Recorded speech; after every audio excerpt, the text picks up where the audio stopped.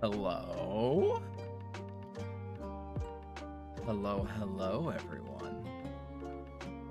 I had to pause for a second because I forgot if I was Alphonse or myself.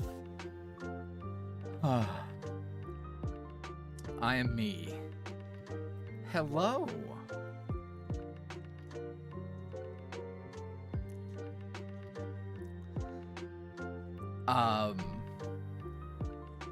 I'm gonna take a minute for people to get here and stuff. But is that 3 people in chat in a row all have names related to Rat? William the Rat, Rat, and Squishy Rat. That's a lot of rats. Feels like we have a theme going on. Hi, everyone. I'm so excited. Man, I've been like nonstop working for several hours.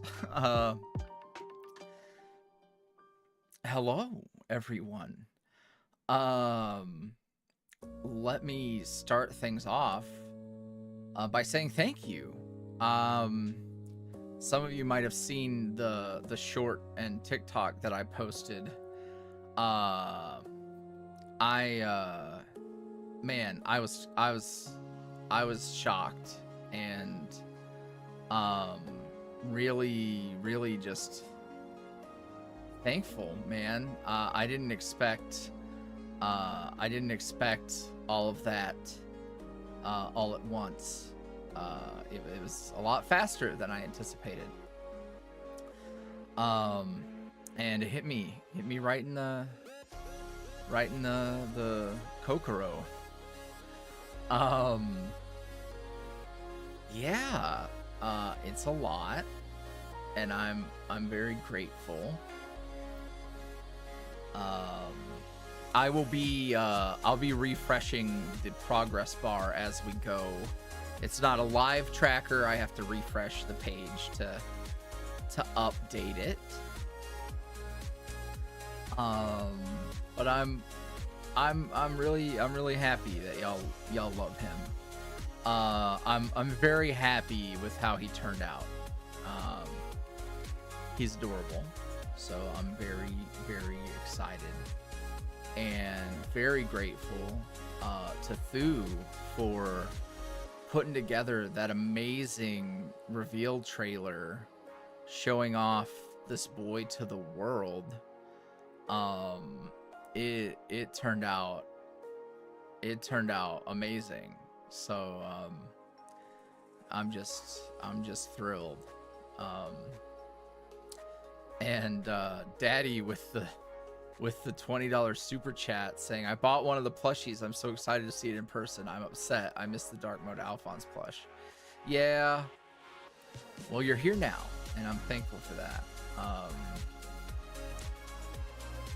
It was I'm stoked, and a lot of people figured after the last episode of Lost and Found what his little buddy was gonna be, and yes, it is the raccoon, or the raccoon, as Charlie likes to say.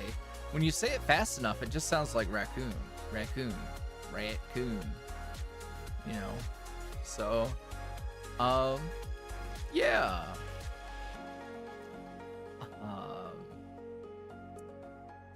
Yeah, I was just really floored with the support, man.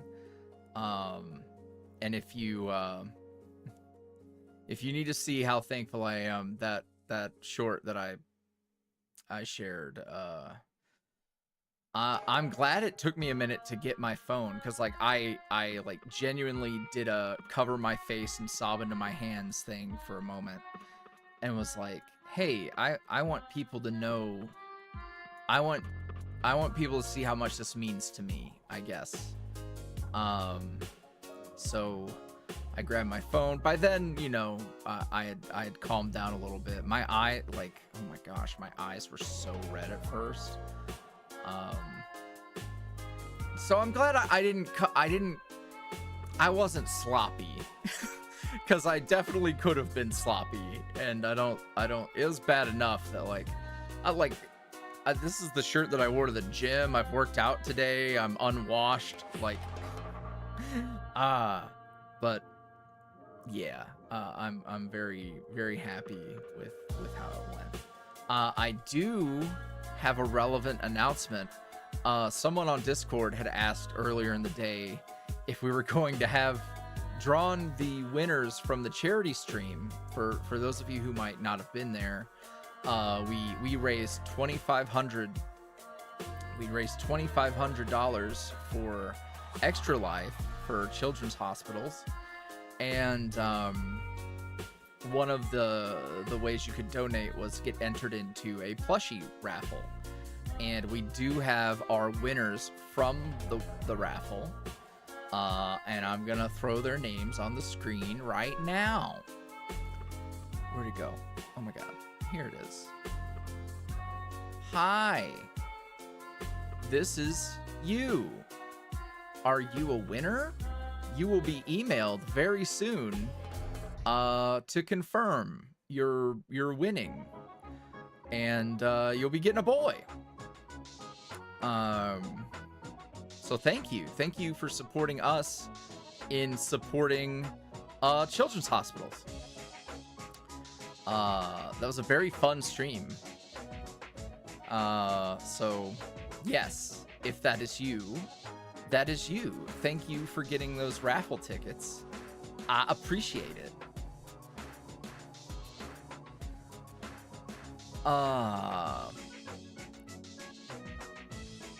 Man.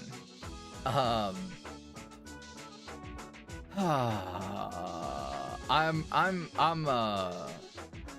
mentally a little fried just from I don't know what I was expecting. I don't even remember how fast Alphonse sold, and I don't really care. I just know what my current expectations were, and I was scared. It's always scared to publicly do a thing and potentially fail. Not that I don't necessarily believe we could do it. I definitely think we could. There's certainly 200 people on the planet who love Charlie enough to get him in plushie form. But you know, it's always a leap of faith to do a thing. So, yeah. I'm just thankful. I'm really grateful to you all for the support. We at 90 now. Oh my gosh. We may be able to hit 50% tonight. That's exciting. I didn't really anticipate that happening. I didn't take any notes. I didn't take any notes for what all I needed to talk about.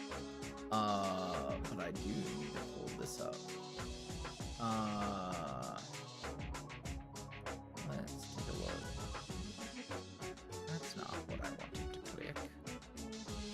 Do not click that. Click that. Open. Oh, that might open in the wrong tab. Hold on. We will be taking questions.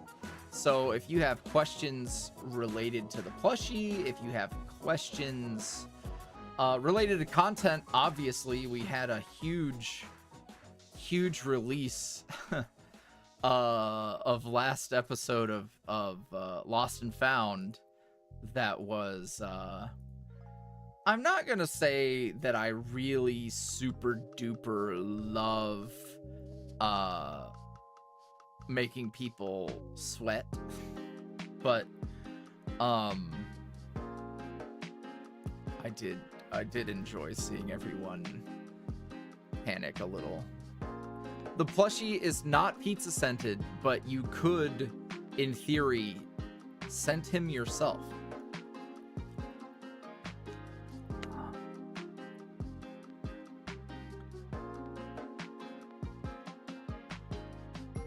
Oh man.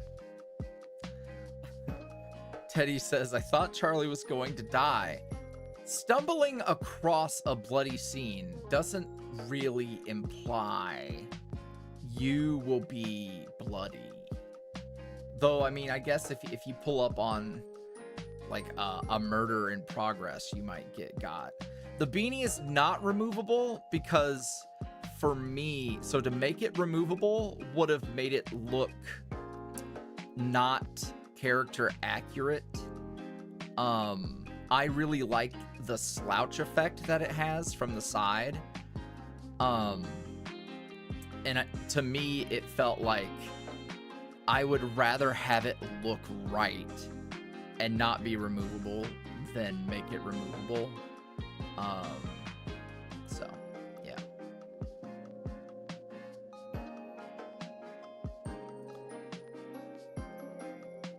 Derek has been like fed to the fishes for several weeks, if not months at this point in the story.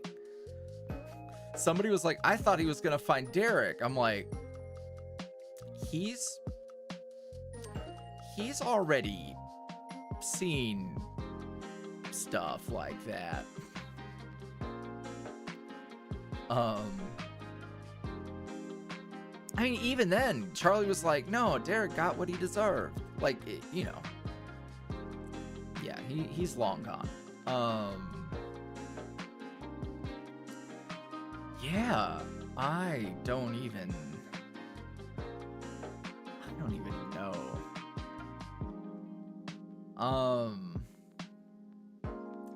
People do want to know what the raccoon's name is going to be.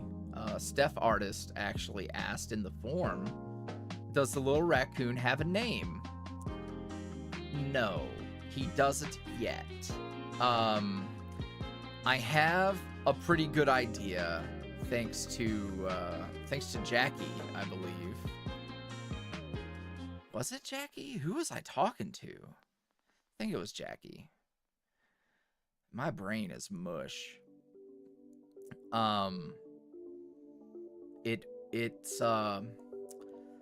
It would be a neat idea to name him after a skateboard trick.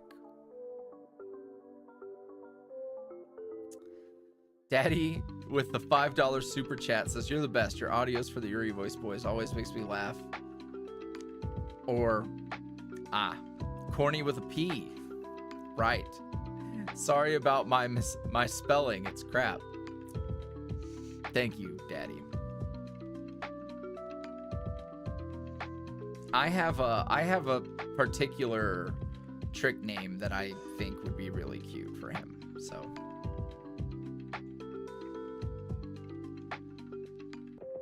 See, I don't think naming him Kickflip doesn't work for me because that's the name of Cardlin's cat.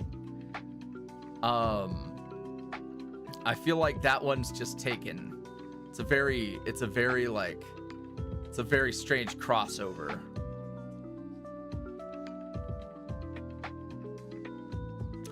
Ah, speak of the devil. Happy birthday, Cardlin. Actually, actual happy belated birthday. My brain is mush. I saw like days after the fact that I missed a birthday and have been meaning to message you and say, hey, I'm an asshole. Happy birthday. So unironic happy birthday. I need to message you, actually. Aside from that, I need to message you. So yes, I don't know if that's the crossover we need. Yeah, man, Thu went crazy on that damn reveal video. Oh man. Do we got other questions? Ooh, this is fun. Okay. Haley asked, is he silly? I feel like confirmed Charlie is silly. I don't know if Plushie Charlie is silly. I feel like he kind of goes more based on vibes. Yeah.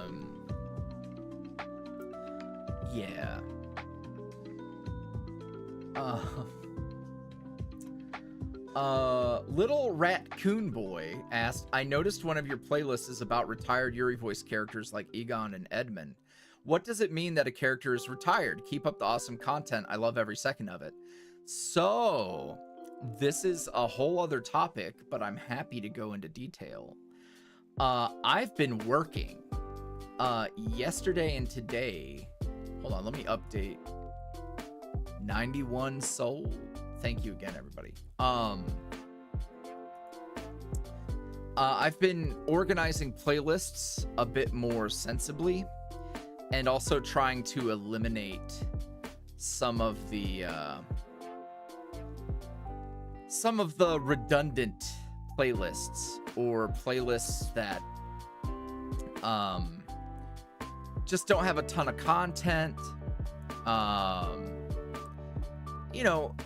I just wanted to kind of make it easier for people to find what they're looking for, and also eliminate the bloat, especially for content that isn't getting updated or anything like that.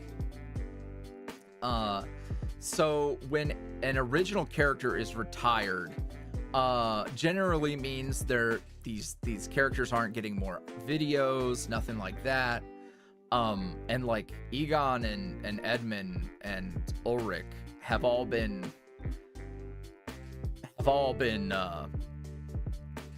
just sitting there.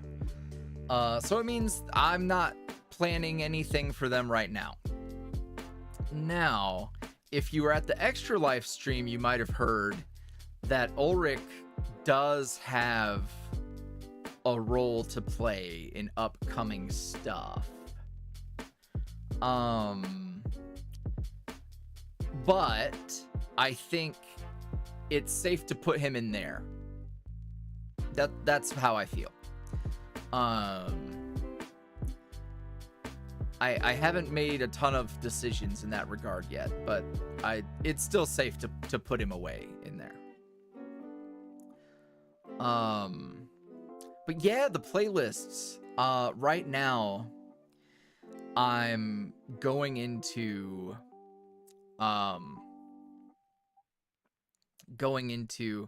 the only time the word retired is used is with my original characters. I'm not saying anything about fandom characters, whether they're getting more or they're not getting videos anymore, because I don't really know. If I'm inspired to make more, I will. And as I'm medicated and able to do so much more than I was able to before, maybe. The thing is, I'm so happy doing my own original work. I like creating my own characters. I like telling my own stories, and fandoms come and go, While, yeah, I'm sure there's some people who would like to hear certain things, the long-term investment and value of making my own stuff is significantly more fulfilling. So that's where I'm at in that regard. But there are I have been working hard on the playlists. Not only like streamlining, but I'm also going through and taking like mini series out of, not out of, but giving them their own little playlists. So like Bunny Finn now has a playlist. I gave Escape its own playlist. So anything that like stands out as, hey, this was its own thing and would be great for people to be like, oh, hey, maybe I'm going to tune into that. Just creating good hooks for people to get started on. Because right now, like, everything is just in a character playlist. And it's great to have everything of one character's in one spot. It doesn't always make sense. Like, if you sit down and you know, start like zooming on just an overarching character playlist, you might be confused, because there might be like a big narrative thing, there might be a one shot, there might be a crossover, and it's all just kind of in whatever order it's in, and it can be really confusing and not very fun.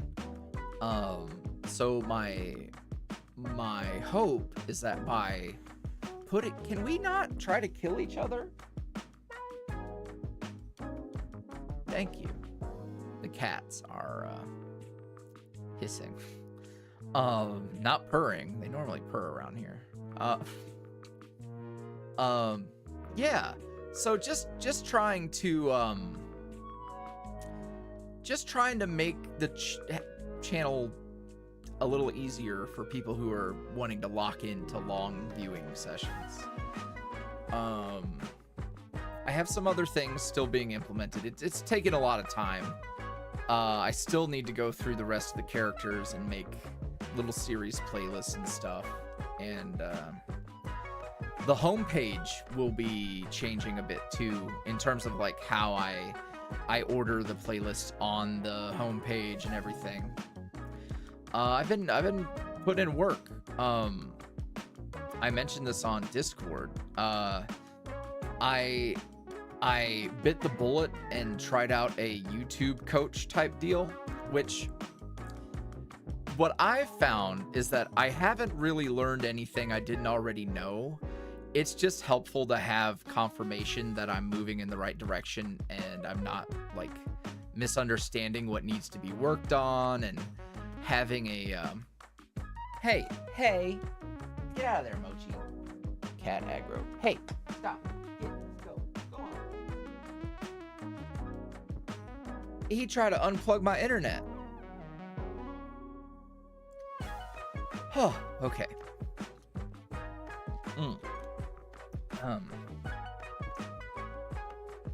I do not remember what I was saying. YouTube coach, right?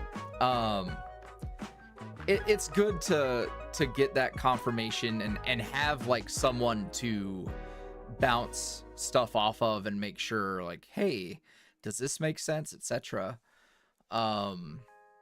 Yeah, so yeah, I'm doing the work, man. I'm doing the work. Today, I had a doctor appointment. I went to the gym, and then I did all of the stream prep. And earlier than that, I had done playlist stuff, and then I uploaded video and scheduled video, and then scheduled everything. Daddy with a $5 super chat said, I'm going to make a bakery / candy shop in about 10 to 15 years, hopefully. Can I name it Alphon's Dream? I'm still working on the details. Feedback is nice. Well, I feel like people won't know what Alphon's Dream means, so it's not a great name in a business sense. So perhaps you come up with a good, just general name, and then if you want to have like, if you want to pay homage somewhere in the building, perhaps that's the vibe.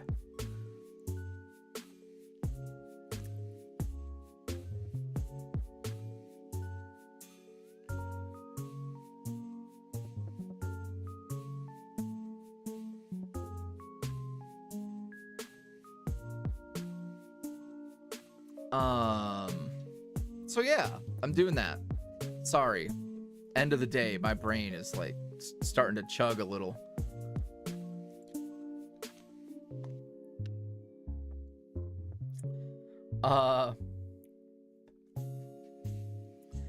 Just That Girl asked, do you think Charlie will ever apologize to Alphonse and Seth? And what do you think the sweet boy and country boy would say? I can't just tell you. I can't just tell you. but the answer is also not a no. So you're welcome to draw your own conclusions. I will put it this way, and this is a good topic after the last premiere. I will say I write most of what I do, and especially, you know, if I'm putting special artwork to it and making a big deal out of it, things don't usually get said on accident. Now, there have been a lot of happy accidents where I've accidentally set something up without realizing, but a lot of what I do is on purpose. You know, a lot of what I do is planned. So that's what I can say.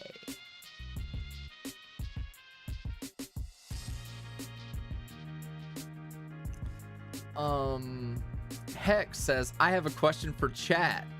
How many of you noticed side-eye emoji and like flower emoji, like a wilted flower emoji? I know what hex means, but y'all might not. Y'all might not know what that means. We'll see. We'll see if they noticed.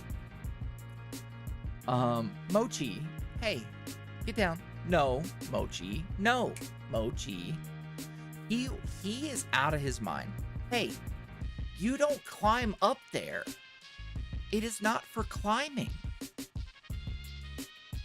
I have these like big rectangle sound panels that are staggered up the back wall. And Mochi will climb them, and there's no way to go. No way to go, nowhere to go, and no way to go. Guys, it's vague on purpose. You're not supposed to just know what that means. Nothing's wrong with the background. It's not in the background. I promise. He doesn't need to be tall. Oh, Haru's laying on my foot.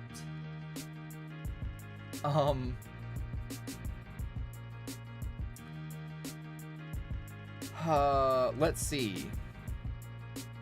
Oh, of course, on the topic of things people might have missed. Someone just asked, heck, so there's no need to be subtle. Ant-Man asked, were the vines around the dumpster a Finn reference / allusion to magical things happening, or am I just reading into things too much? I will say that it is very unlikely that in the middle of a city you would find vines growing anywhere, you know?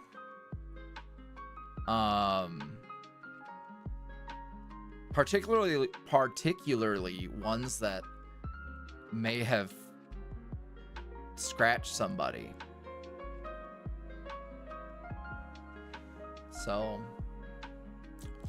I don't know. You tell me what that means. I don't know, man. Ivy is invasive. Thank you, Alice.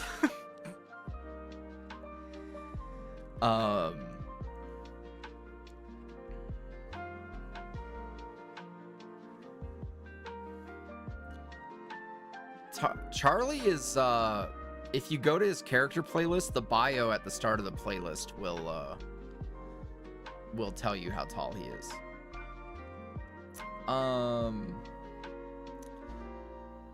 Let's see.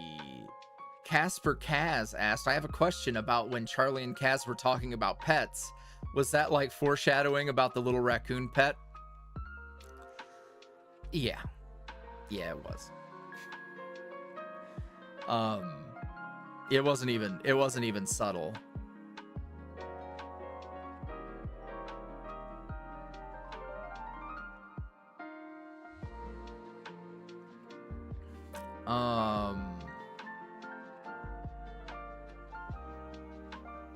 If you have questions, you should use the question form. But I did catch one in chat. Is Charles ever coming back? Yeah, I think it's a safe bet that all of the spooky AUs will be back in some form or fashion. Hey. Hey. Hold on, I have to rescue a cat. Hey. No, get out of there. Get out of there. Mochi, you taught him that. You put dark thoughts in his head.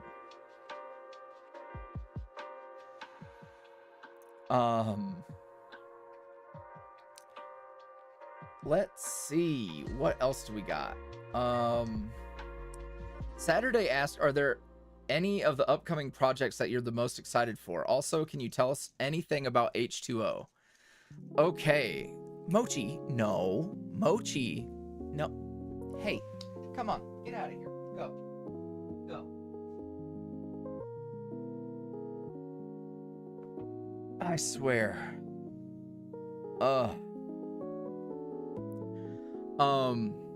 Okay, so H2O.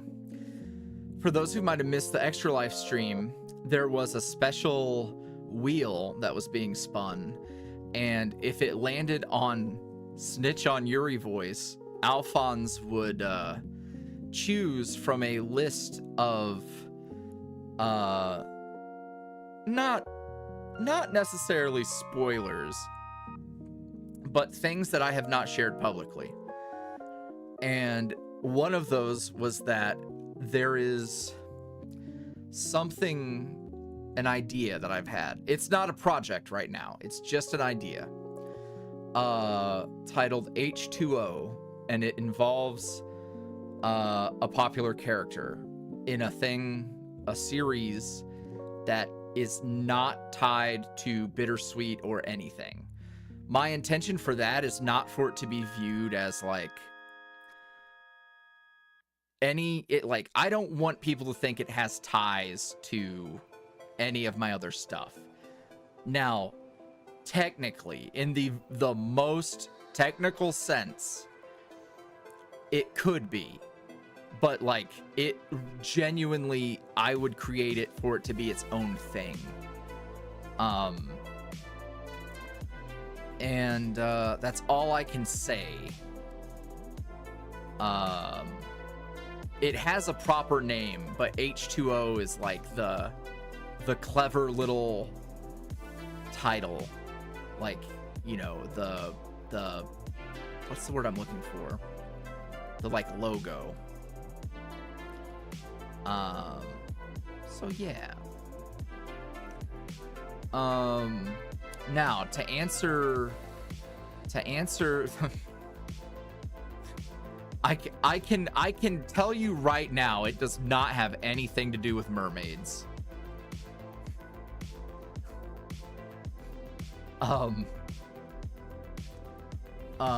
Let's see. To answer the first part of the question is where'd it go? Upcoming projects that I'm excited for.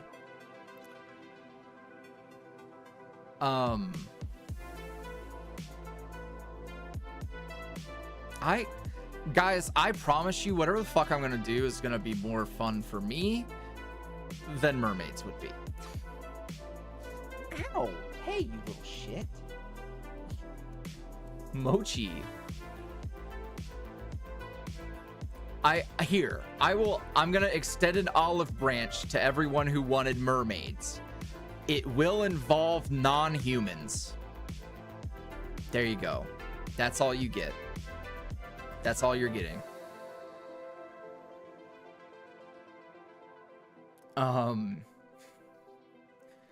Stuff I'm excited for. I'm very excited for I mean, I'm super excited for Shattered. Shattered is happening. I'm also excited for I'm also excited for some other stuff. There's so much going on. I will say this. I think I can share. No, you know what? I think there's a question about it, and I'll answer it then. Excuse me. But yeah, Shattered and stuff. I'm stoked. I think Shattered is going to really me feeling so much better than I have been feeling is gonna lead to really good work. Basically, so for those who don't know, Shattered is Oron's story following the events of Bittersweet. Now, technically, Escape is the, you know, that's happening literally right then. And then this Shattered follows, you know, the events of the last episode of Bittersweet in chapter 3 and kind of what Oron goes through and other stuff. I have described it as a psychological horror. So it might be a little stressful. And yeah. So to kind of clue you guys in on where I'm at, I don't have a date for anything. I'm not gonna do that to myself. We're all good in that regard. You'll know when it's time. I did go through and look at all the writing I have done for several of the things that are coming. For Shattered, I had things outlined, and for Echoes, there were two episodes of Echoes already written. And what's interesting to me, I wrote those when I was really struggling, and going and Mochi, can you not go? You're done, go. We don't run all over the desk and on top of the keyboard.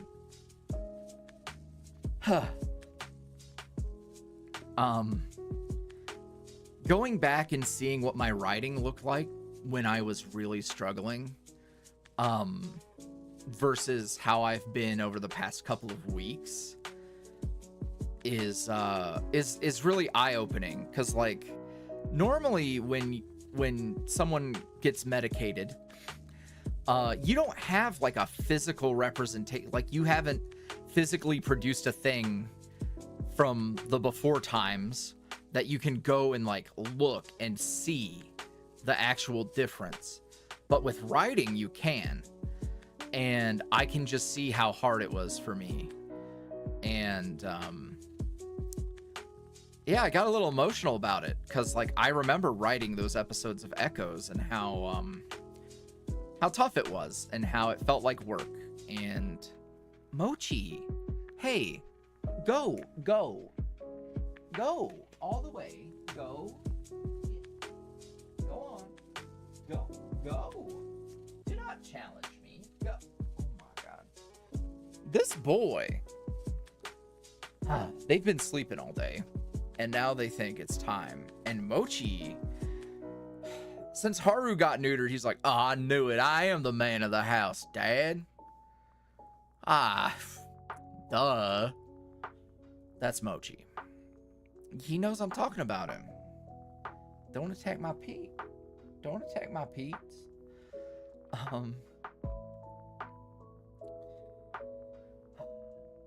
Anywho, I've been able to go and adjust some things that I'd written, and yeah, it just feels much better to create right now.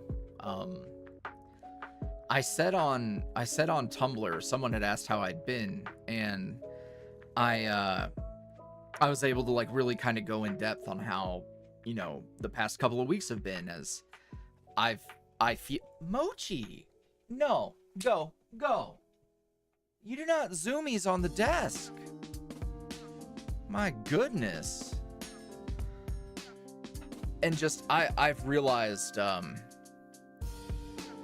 I described it as, you know, back in the day in my early 20s, I was able to write so much. I could write 10,000 words in a day, and it was excellent. It was great. And then I started to struggle with what I now know was my ADHD, and I lost my thing I was most passionate about during a time when I desperately needed something to feel like I was good at. Like, I wanted to have a skill. I wanted to be talented. I needed to feel that. And I lost one of the only things that I was proud of about myself at that time. And now that I'm experiencing these changes, now that I'm medicated, it's like that version of me from a decade ago and the version of me today have reunited, and it's great. It's overwhelming. I'm still kind of in shock about the whole thing, so yeah. Let's see what else we got here.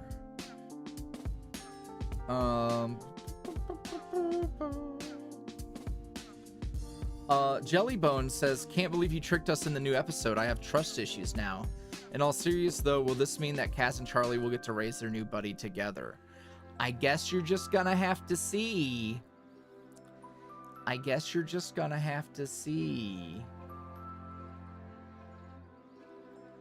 Plus Ultra Otaku said, not a question, but if you remember on Tumblr, the anonymous message about if I would cosplay Charlie, that was me calling myself out on this one because I would like for you to talk about it on stream if you want to.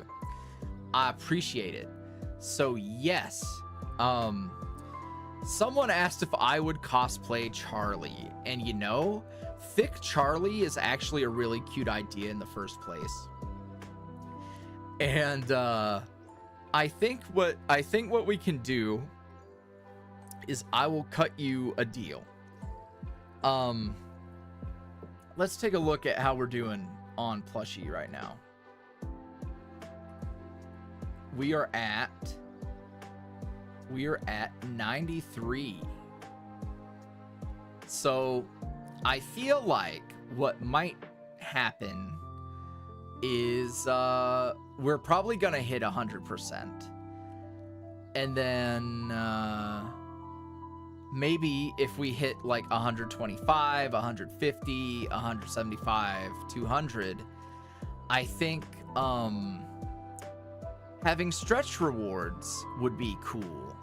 So like, hey, if we hit this, I will do a stream where I cosplay Charlie.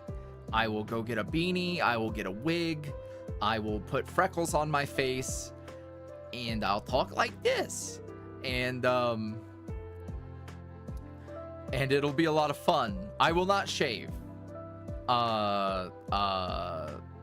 Thick Charlie has a neck beard. I don't I can't.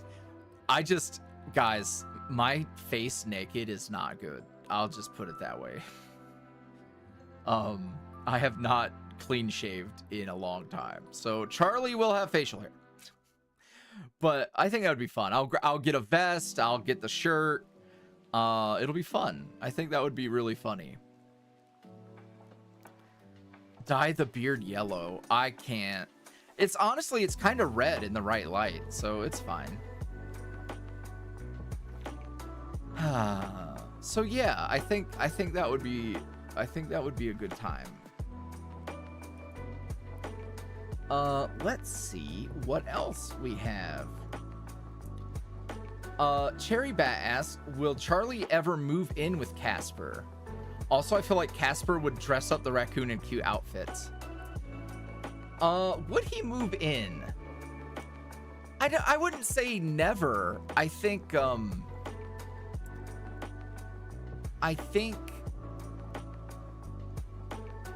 Charlie's trying to prove stuff to himself right now. And to just up and move in with Casper right now kind of takes the legs out from under that. There's actually a big part in the next episode that kind of covers some of what his current desires are. So I think that might help. At least explain why he wouldn't immediately be like, oh, of course, Cass, I'll come live with you.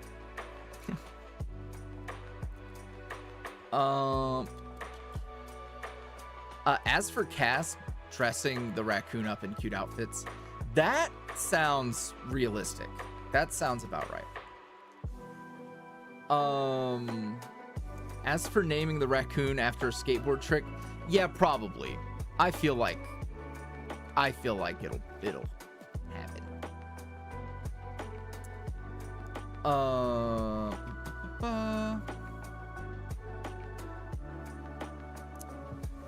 Ironically, Ollie asks, since we were talking about the retired characters, what was one of your favorite to voice when they were more popular and you actually did? Love the audios. Keep it up. I mean,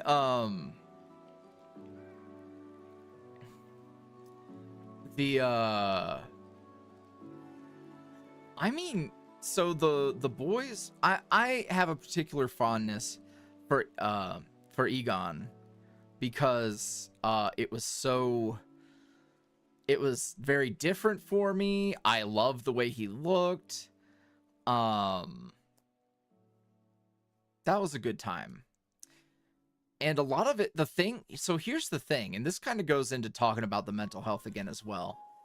A lot of these characters, whether we're talking fandom or originals, half of the reason that they don't get content is because I cannot work that much.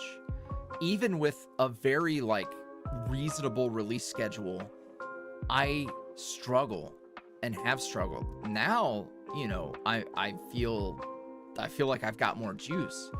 But, it was just impossible to find a way to, keep the channel growing, keep converting people to patrons, etc., and then also doing all this other stuff. It was way too much.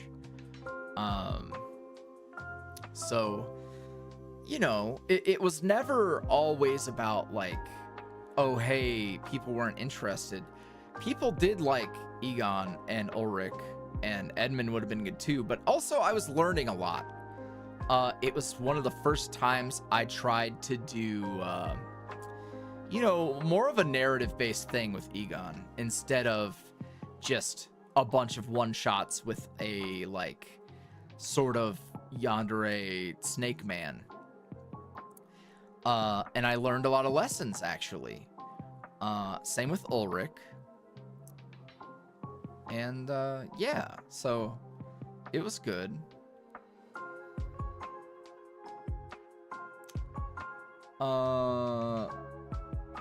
Hex.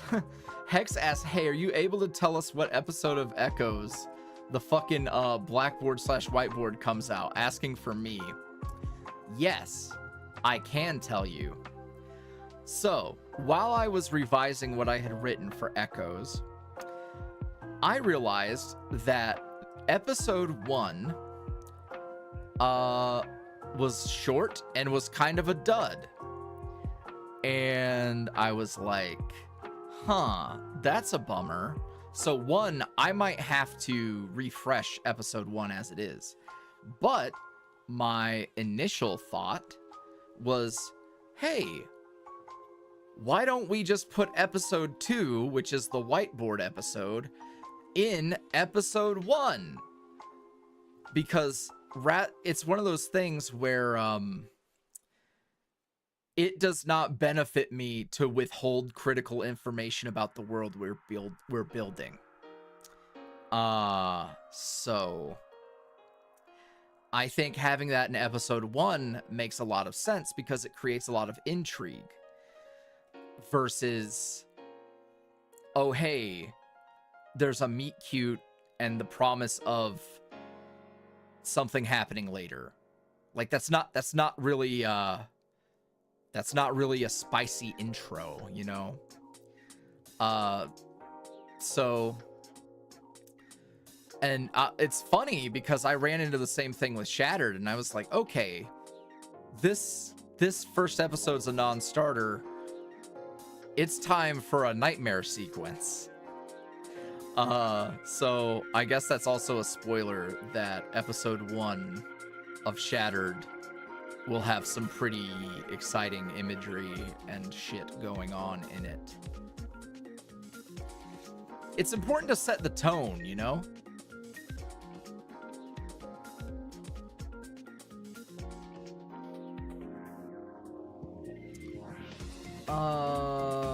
So yes, episode 1 for the whiteboard. I know I was yapping. Rotini asked, how long were you working with Makeshift on the Charlie and Raccoon Child plush? And thank you so much for all the work you do. We love you so much.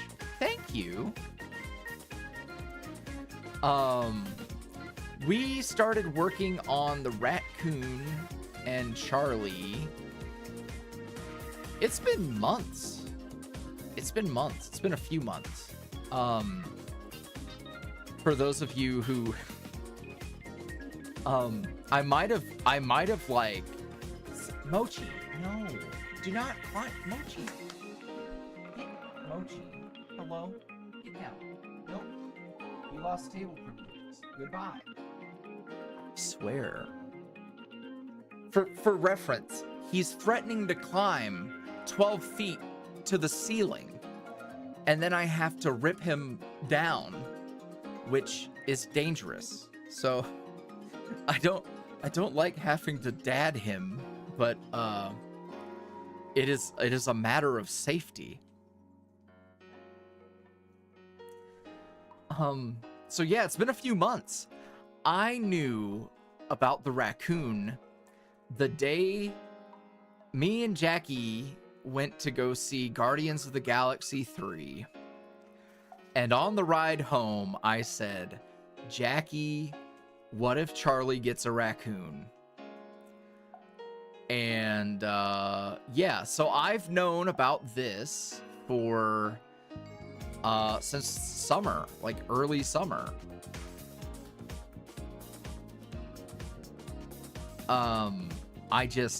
All of the raccoon stuff in Guardians 3 just got me.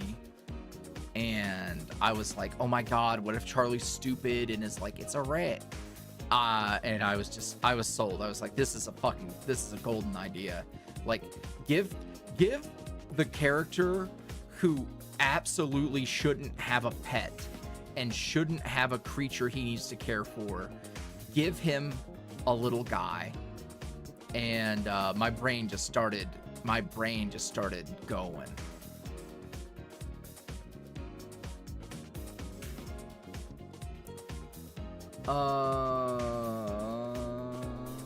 Let's see.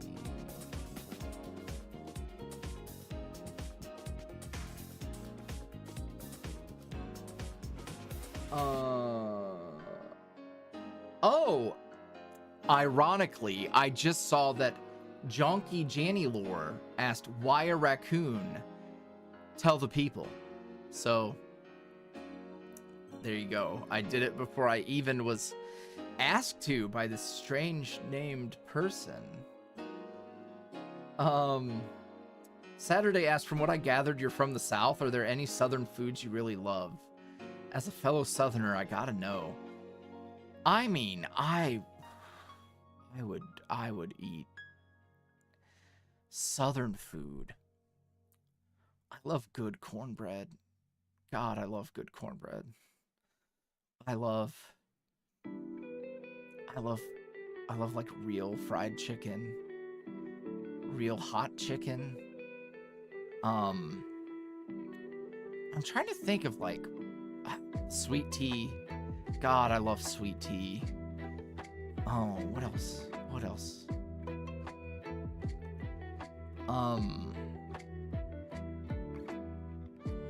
Man, it's so hard to think about food.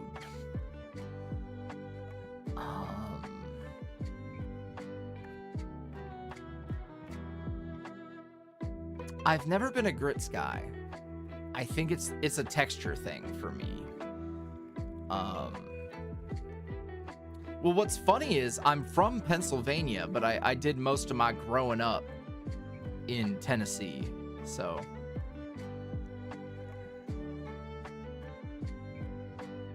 oh god, like a real biscuit. Oh fuck.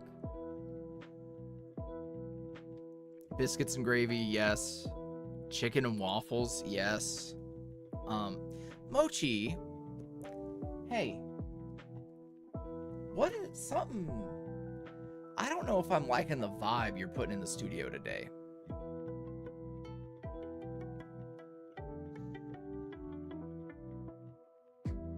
I love greens. Any casserole, anything. Ugh, man. Talking about food, y'all. I've been dieting and like actually being kind of successful at it. So I need to stop. Oh, a good gumbo. Okay. All right.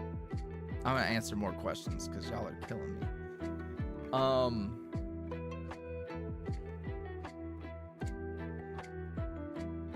That's funny. Okay. Libby also was asking, like, how did you come up with a raccoon? Was it something you talked out when Jackie was doing the latest Lost and Found? No, yeah, so I've known for a long time. So yeah. As for, also someone asked what's your dieting? My dieting is simply just eating less right now. Like, I'm not trying super hard. I've done a good job of ordering takeout, which used to be my biggest weakness. So it's just, hey, eat at home more. Like, it doesn't have to be perfect. You don't have to eat like grilled chicken every day. That's your only lunch.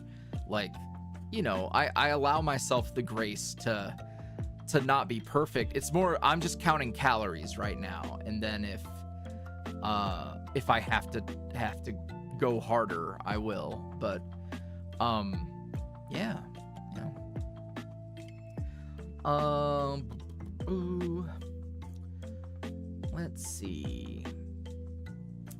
Admirer AJ asked, how would Charlie and his listener co-parent their new trash panda?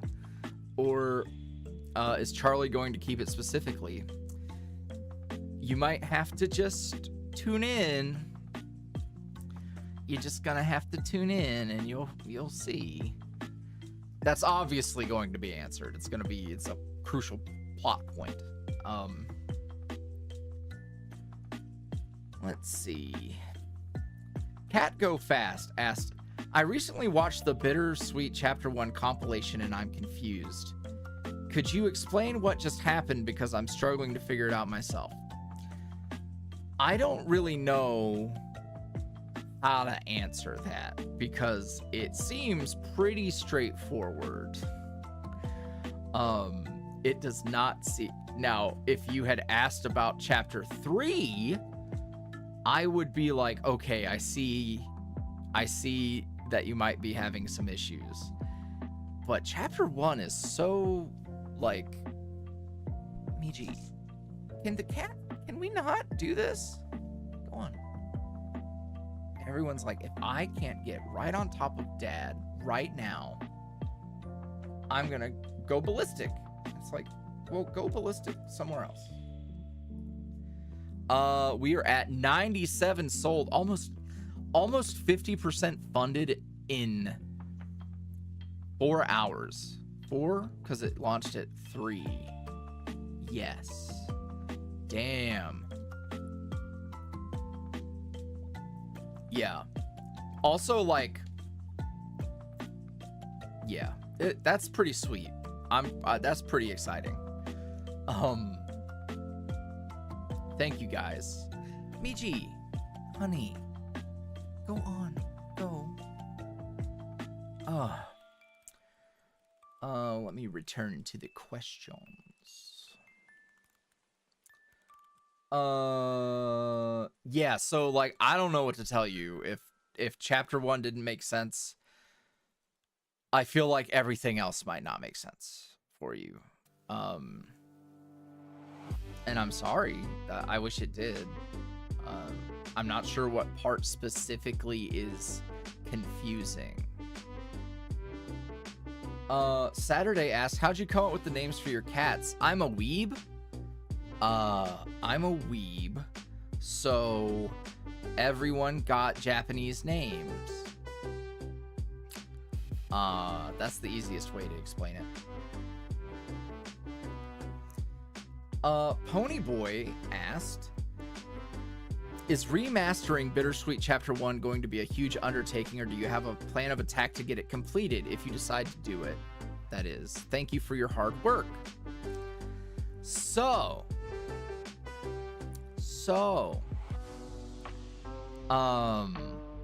for those of you who are unaware, I have been contemplating doing a sort of director's cut of Chapter 1 of Bittersweet. Basically because so much of it doesn't have artwork and so much of 2 and 3 do. Chapter 1, it would be really nice for Chapter 1 to set the expectations that are met in 2 and 3. Because a lot of people start and they're like, oh, there's not really a visual element, and then it develops over time in 2 and 3. And I feel like it would be very valuable to the series as a whole for Chapter 1 to match 2 and 3. That also means I have considered, and throughout the 7 years I've been doing audio stuff, I have said confidently I would never re-record audios. But re-recording Seth's lines with the added twang would probably be okay. And you know, it would probably be easier for me to just re-record Alphonse as well. So you know, my acting would be better. Yeah. So saying all that to now address the question is it going to be a huge undertaking? I don't actually think it would be that hard. The hardest part is I don't have those scripts written down. So I will have to transcribe it. That's the difficult part. But in terms of like everything else, like it's not that long. It's the shortest of the bunch. And you know what my actual concern is? I don't think it's in the Dock of Doom. I will check, but around that time I would delete scripts when I was done with them. So it's probably not in the Dock of Doom. So the actual part that I'm actually concerned about, I need to bring the same kind of vulnerability to the campfire scene with Seth that I was able to that first time. And I have to tap into that again. And the thing about that scene was it was very raw. It was one of the first takes. It was me realizing a lot about the character in real time.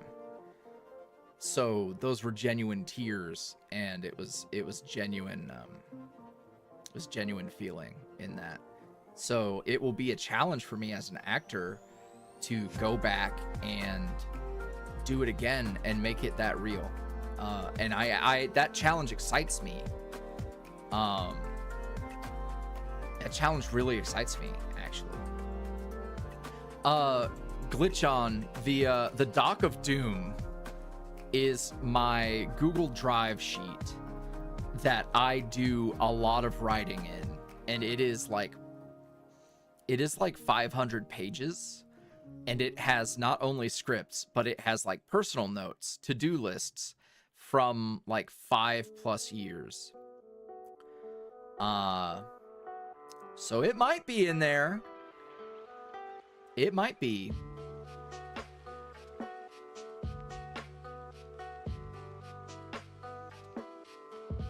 So yeah, I actually really like the idea of it, which is it's wild to me that I would even consider it.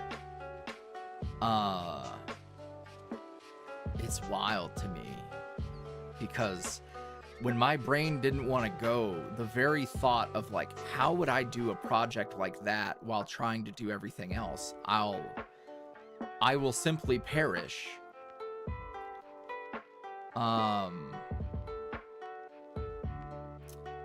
Ash in the comments said, I'm going to try out for community theater. Can you give me any tips since you're a great actor and all? First off, thank you. And I think the very first thing, I've been listening a lot to my old stuff recently as I've been sorting through stuff. And I cringe. I do cringe at my acting. It's embarrassing. But I would not be nearly as okay at acting as I am today if I didn't just start.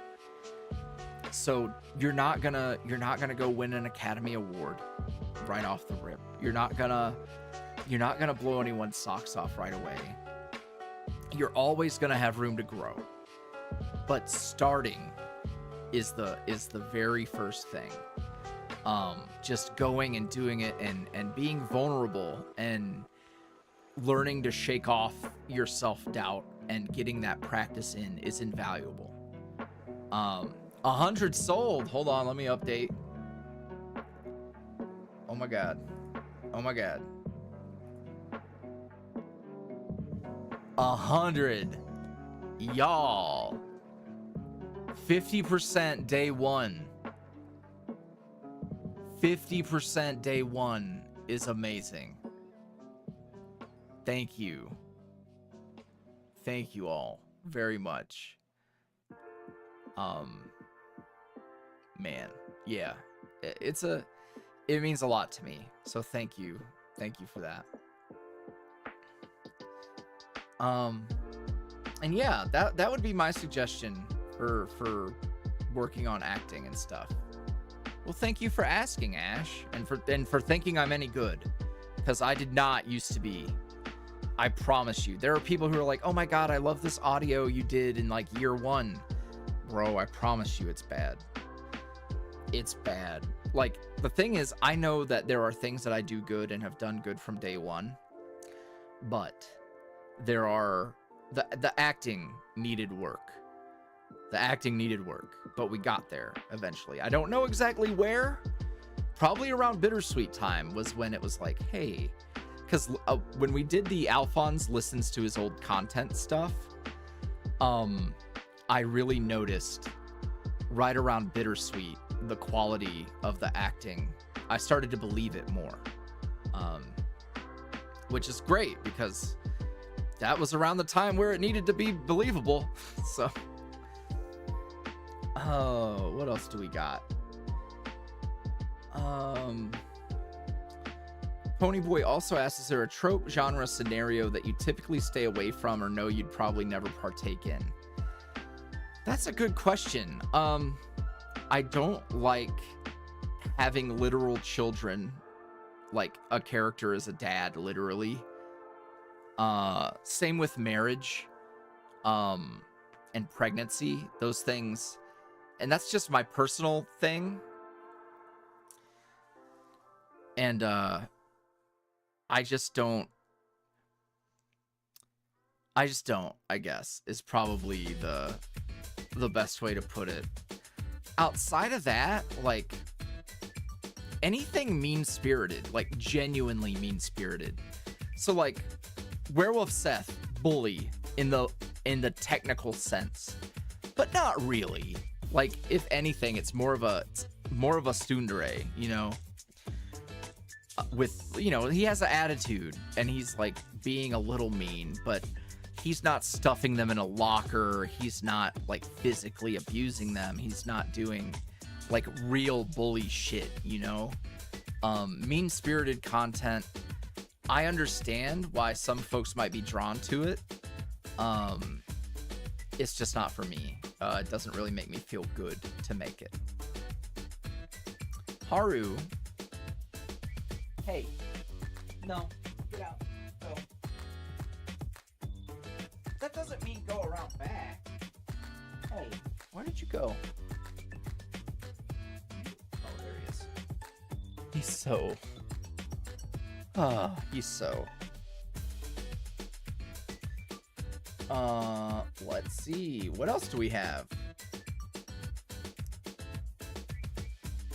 Scarlet Torchic asked, regarding script submissions, since you want to focus on original content, would you like writers to create scripts for your OCs from now on? Thanks for all your work. Congrats on the plushie and good luck with the amazing content. That is a great question. I would still take, like, if there's Guzma scripts, I'd still take those. I feel like Guzma might be the last of the fandom characters that I'm like, oh yeah, I'd do that. I've been so hesitant to say that door is closed just because, one, I don't want to disappoint people. I think that's the most honest question. The most honest answer is that I don't want to disappoint people. But him, like, these characters also just never getting content again, like, well, it doesn't make it any less true, right? So I'm not completely out, especially as I'm able to start doing more work and planning content and getting shit done. Like, I don't want to just say, like, oh no, it's not gonna happen, because shit, I didn't think half the things I've done the past couple of days were gonna happen for a month. Like, do you know how long I've known I needed to fix my playlists? For months, I've known. And I was like, oh, I don't have the energy, I don't have the time, I don't blah, blah, blah, blah, blah, blah, blah. And then I just did it. I just did it because I could. In a day. That's crazy to me. That's so strange to me. It's a brand new world for me. Like, I genuinely have like a new lease on life. So I don't want to say never, because so many things that I thought I'd say never about are now possible for me. But that being said, I do love the original characters, and one thing that there is kind of a need for is a lot of characters need one-shot content. So what we're lacking is, like, in a perfect world, every boy has a comfort audio, has a sleep aid, has other, like, very popular tropes that they do in their own way, because that's great. Like, that would be very good. That's good content. And I haven't been able to do all of that. Like, think about the sleep aids. How many years have people asked me for sleep aids? And I'm like, it's on the list, it's on the list, it's on the list. And I haven't been able to do the fucking list, you know? So doors are gonna open up and shit's gonna start happening. And, you know, it's been crunch time with spooky season, it's been crunch time with Charlie, but here soon I'm gonna be really caught up on everything going on, and I'm gonna be able to start, like, hitting the boost. So I'm excited. I'm really, really excited.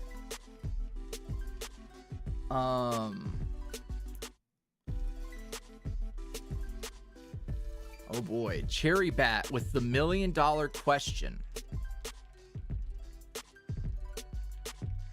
$1 million question. Where does Casper work? I just realized we never actually got told much about it. So, let's get into it.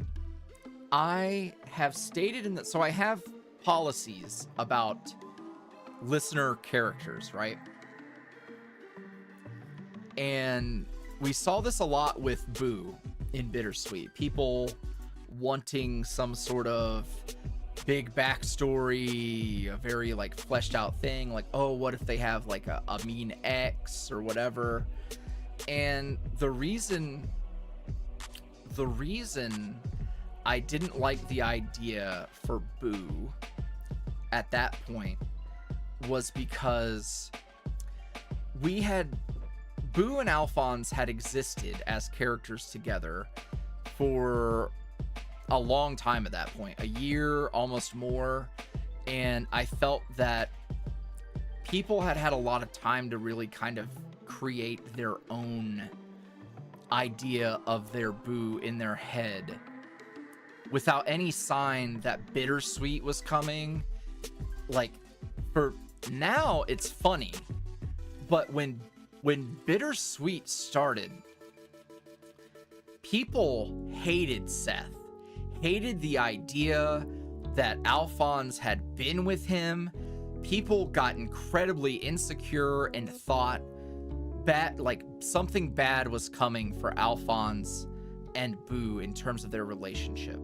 Now, there's a whole other layer to this that involves Guzma's Galler story that I did, and basically, people were not entirely wrong to be concerned.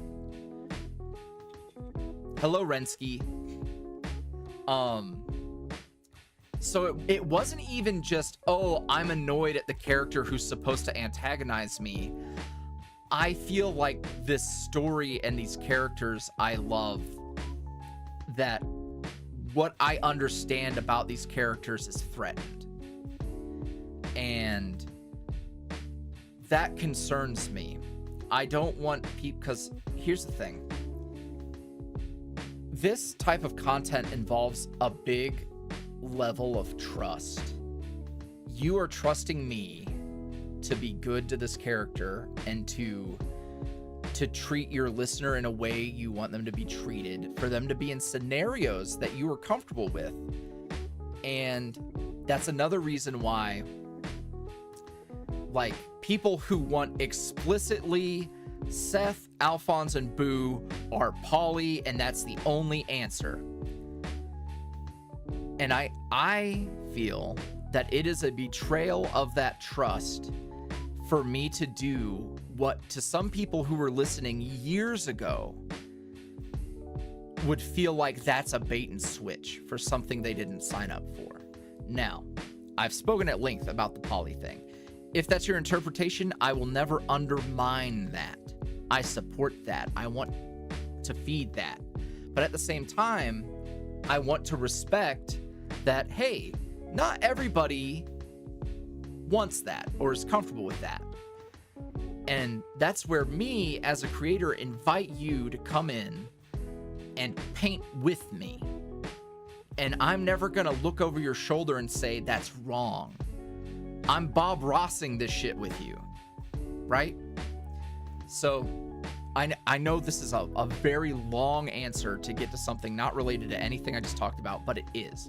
So with Casper, I went into Casper purposefully making the job, the money, etc., a bit of an enigma. It's a question, like, why does this listener who, to our knowledge, was just, they're not like a super genius scientist, they're not, a famous artist, like, what is going on? And I have answers, and what I'm doing, I'm making a conscious effort, whatever those answers are, will not undermine whatever you have decided for yourself. So, saying all that to say, Casper might have a part-time job.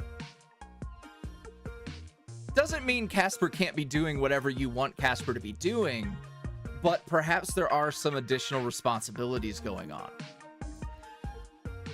And that's it. So my goal is, if I do put my hands on the listener character and mold it a certain way. I don't want to take anything from you. Does that make sense?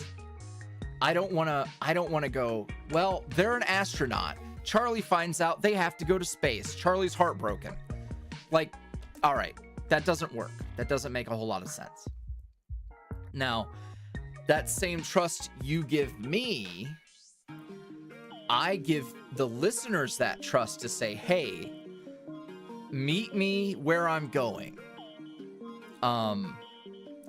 You know, trust that I'm not gonna tell you you're wrong, but accept when I say and or but also. You know, I think that's the way to do it, because it's so tricky, this medium of, you know, listener inserts, because I am of the belief that you really do need to give people a bit of a blank slate, or you give them the pieces, right? You say, hey, build me, like, I'm gonna give you a character creator, but I've chosen the options. And then you play in that realm, right? So yeah, saying all that to say, I might know a bit about what Casper does for money. Yeah, that's all I can really say.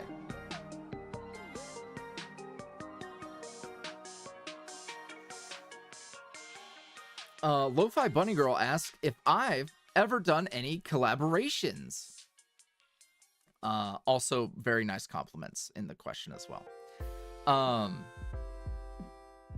I have. So in Bittersweet Chapter 3, Cardland Audio voiced Derek. And there are a few others I've been a part of collaborations on their stuff, and I haven't had a whole lot of opportunities to bring people in to collaborate with me. And I'm actively looking at where I can do that. A good example is like Echoes of Everlast. Here's another thing. I appreciate that you guys think that I can do a bunch of voices, but I don't convince myself enough that the voices are different enough. And Echoes has a huge cast of characters going on. There's a lot going on in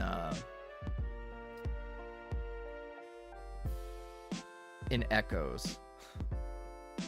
And I guess I will say this. The reason why Ulrich has an upcoming role in Echoes and is also in the retired original characters playlist is because I don't plan on voicing him. I don't plan on voicing Ulrich. And the sort of disappointing thing is that that's going to limit the amount of explicit content Ulrich will get in the future. But I think for the sake of the narrative, it is incredibly worthwhile to bring in talented people to work with and shine a light on and share my community with theirs and their with mine, and do that. So there are a few characters in Echoes that I will voice. Blacksmith Boy for sure, because I want to voice the fat guy on my channel. Like, that is very fulfilling for me as a fellow fat man. I would like to be the big beefy boy. But basically there is no character in Echoes that is off the table in terms of who could be voiced by another person.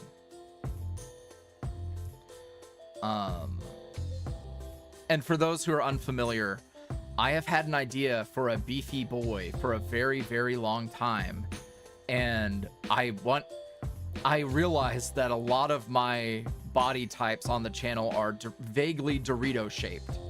We have a lot of Doritos, a giant beefy demon, and a twink.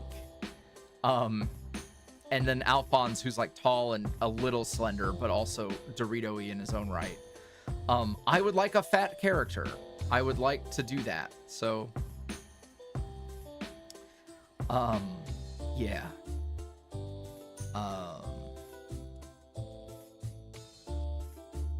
Yeah, so outside of that, there is H2O, which I've mentioned, which is its own thing, and I think is a really great opportunity to work with a lot of people. So I'm excited. I'd love to tell you more, but like it is just, there's nothing written. It's just an idea. I wrote down the name because I thought it was clever, and I really thought like, hey, this would be some really fun ways to do some like interesting creature designs for characters and stuff, and bring in some other voices to work with.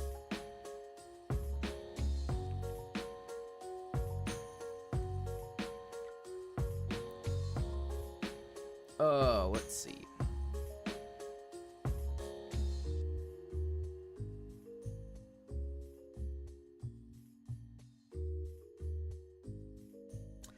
Oh shit.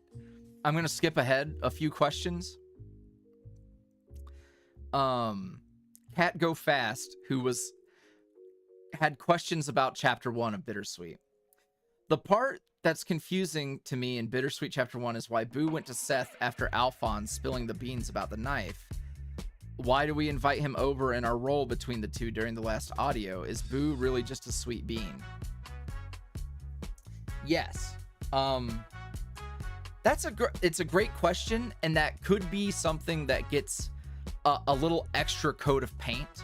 So this is the part where if you had listened to the original, so early Alphonse stuff before Bittersweet became a thing, there were quite a few audios. Now there's a compilation on the channel for Alphonse that is also sort of like a Bittersweet prologue. This is like pre-Bittersweet. Everything in those audios is canon to Bittersweet. So Boo's character is established in those audios, and what we learn about Boo is they've played a pivotal role in Alphonse learning to try again. Alphonse at the start of everything is very isolated. He feels like the people in the town don't like him. He feels like an outcast. And Boo, thanks to their influence, like there's an audio where they run a Halloween booth during the Halloween festival in the town. And Alphonse essentially is like, hey, thank you, because I was so comfortable hiding from the world. Like, you've gotten me to do things I never thought I would be doing. And that's because you love me, and because you've shown me that I can be this person. I don't have to hide away. People don't think I'm terrible. That one is the big, like, if there's one audio that will show you kind of Boo's motivations with Alphonse and how Alphonse views them as a force in his life for positive change, that one nails it. So I'm saying that because it's not your fault if you jump right into Bittersweet, because you don't really know Boo like that. You may not be familiar with this listener character.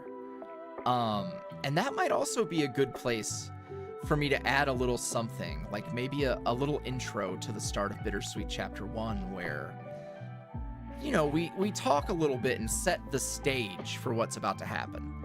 There's not a whole lot we can do that's gonna seamlessly flow in there. Well, not necessarily. Like, we could expand on what happens before they go to the bar, for example. So to answer the part of the question that's like, why do we go after Seth after Alphonse talks about the knife? Why do we bring Seth over to the house, etc.?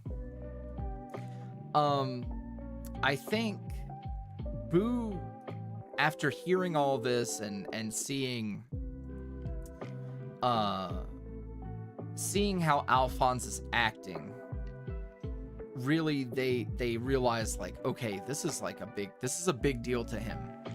Like, this Seth person, this feels like there's been no closure. This feels like there's more to this. So Boo takes, you know, initiative and says, I'm gonna go talk to this strange boy in the woods. Fuck it, I'm gonna go talk to him. If Alphonse won't talk to him, I'm gonna go talk to him. And it's that conversation that they have with Seth that really drives home the point. Like, not only is Alphonse clearly hurting, but like this guy who was clearly important to the person that my person loves,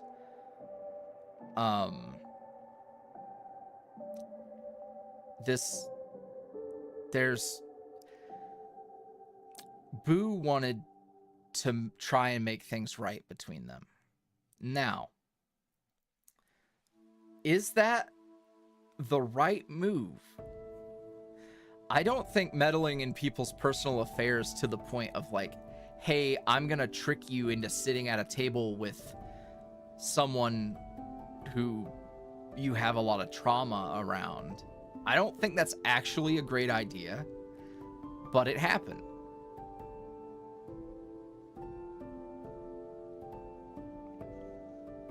No, it's a good point, Ginger. And it makes a ton of sense that people would be like, damn, this listener is fucking meddling. And that's not a wrong way to look at it. So I do think that's an important area that I can show a little extra love to in the director's cut. Because it's also important to know that, like, I did not know I was starting a massive series when I wrote those. It wasn't called Bittersweet. It didn't get called Bittersweet until chapter 2 was happening. So I thought Seth was going to spin off into his own, like, character and series that doesn't involve Alphonse, etc. But the moment I wrote episode 1, and man, I wrote episode 1 and was like, oh my god, they were roommates. And it all started to unfold for me, and I wrote it as I went. So there wasn't a ton of clarity at the time. Thankfully, I was able to make it all work in the end. Like, I think it all came together, but there is some extra attention that Bittersweet could get in terms of people, because the thing is, when people are like, oh my god, you should watch this series Bittersweet, people don't start with early Alphonse, they start with Bittersweet episode 1. But in the moment and at the time, Bittersweet episode 1 was more like episode 15 of a fucking ongoing narrative with Alphonse. So it's a very good point. And I might not have I might not have even thought about all that if you hadn't asked that question. So thank you.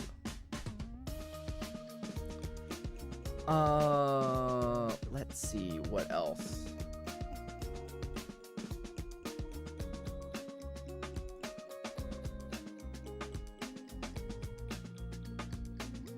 Are the boys meet up in the new chapter of Bittersweet? I assume you mean Charlie and the boys. You're just gonna have to find out. You're just gonna have to find out. But I can tell you what I have said publicly, and it's that I think I've realized that I would be happy with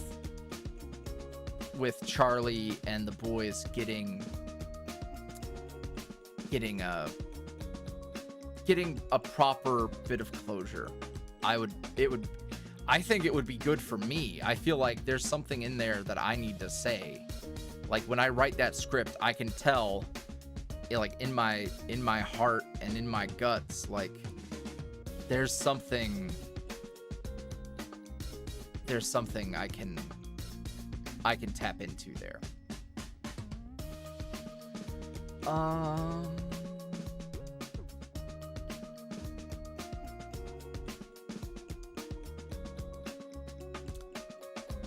Let's see.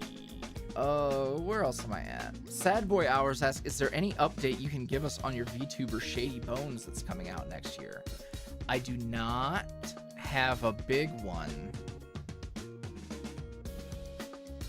I can tell you this, though. This was on Alphonse's list of snitch on YuuriVoice stuff. I can tell you that I know who Bones is in Bittersweet, and I know who Bones is, or rather was, in Everlast. As for the actual VTuber stuff, no updates. I think I need to go and get some close-up looks at his titties to share on social media.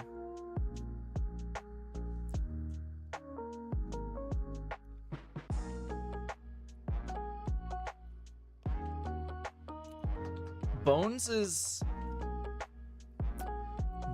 role, and to be fair, he's not gonna be like, it's more of a cameo. But he has a role to play. The raccoon does not have a name yet, but I have some good ideas.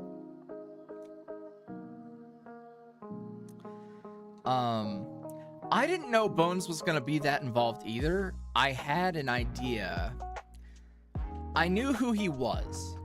There is something that has been referenced somewhere, and I knew for a long time that Bones was going to be that.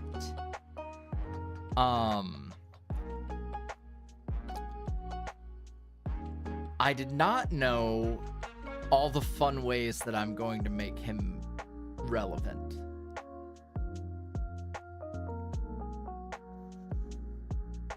As for Bones' voice, when I drive, I try out different voices. It's gonna be very simple. Like, it's not gonna be super different. It's gonna be, he's cool, cocky, and horny, and that's the voice I'm gonna do, you know?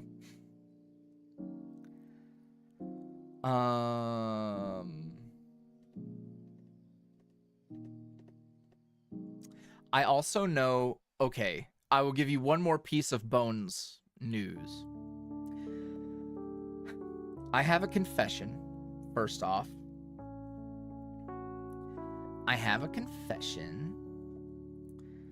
I don't like giving creator communities nicknames. I just don't love it. It's why my community doesn't really have a name. I understand the value, and I do not have any sort of issue with anyone who has named their community. It's not personal. It's just personal to me.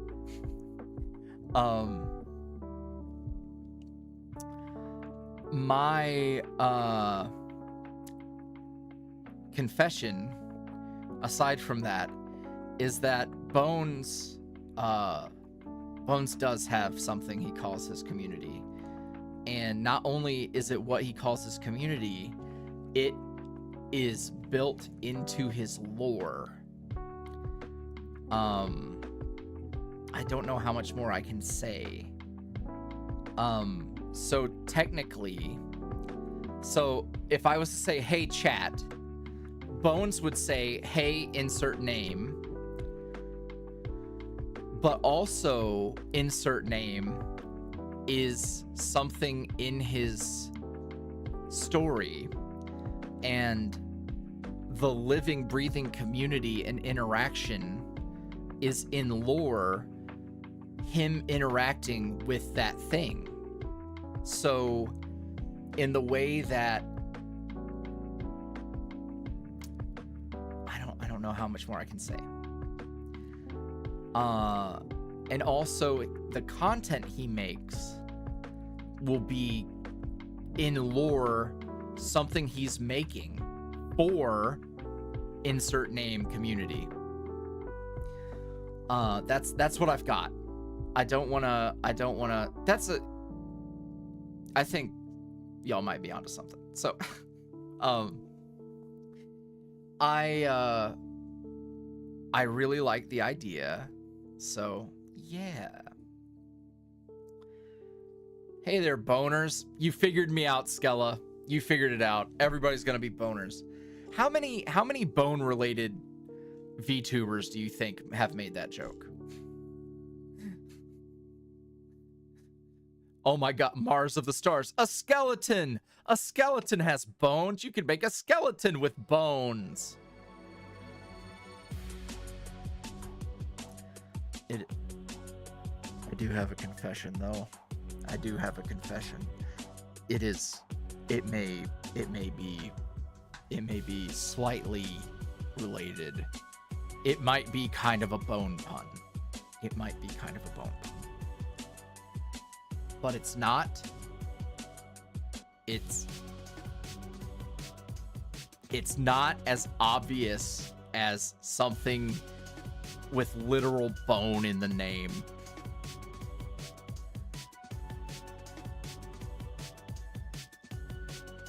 What's up, my calcium critters? It's your boy Bones here.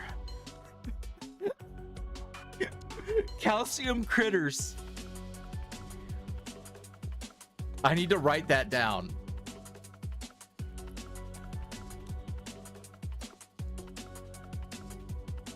Oh my god.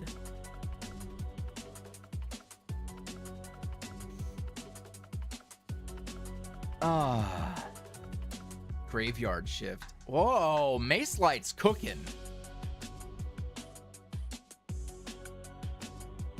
You're kind of cooking with that one.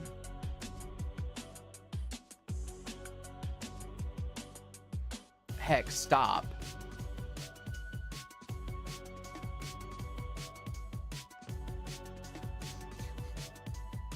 Stop. Okay.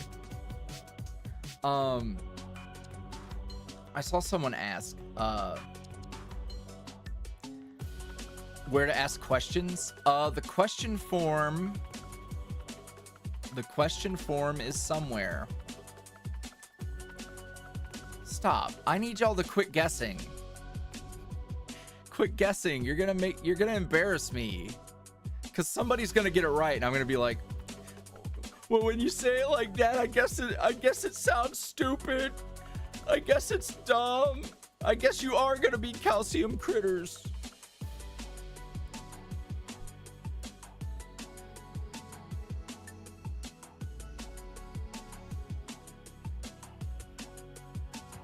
Stop. Stop. Stop saying it.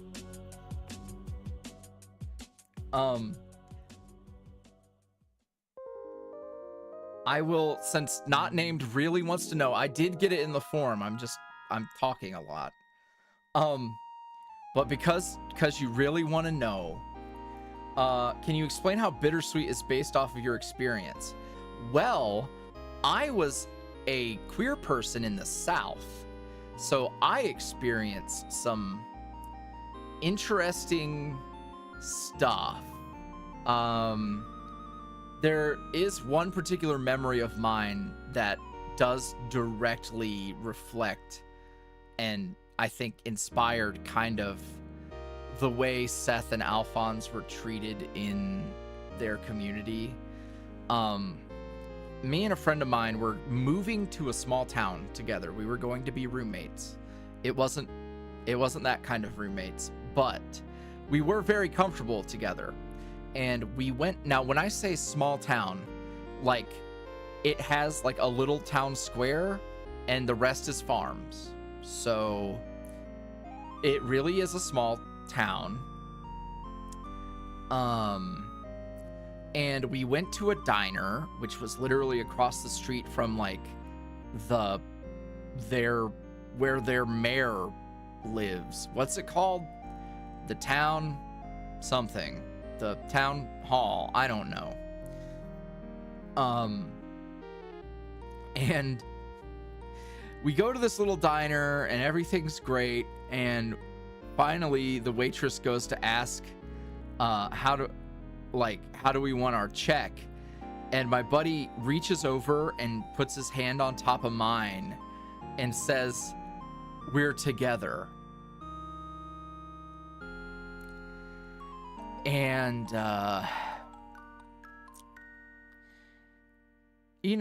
awkward giggle, and then we paid for our food and left.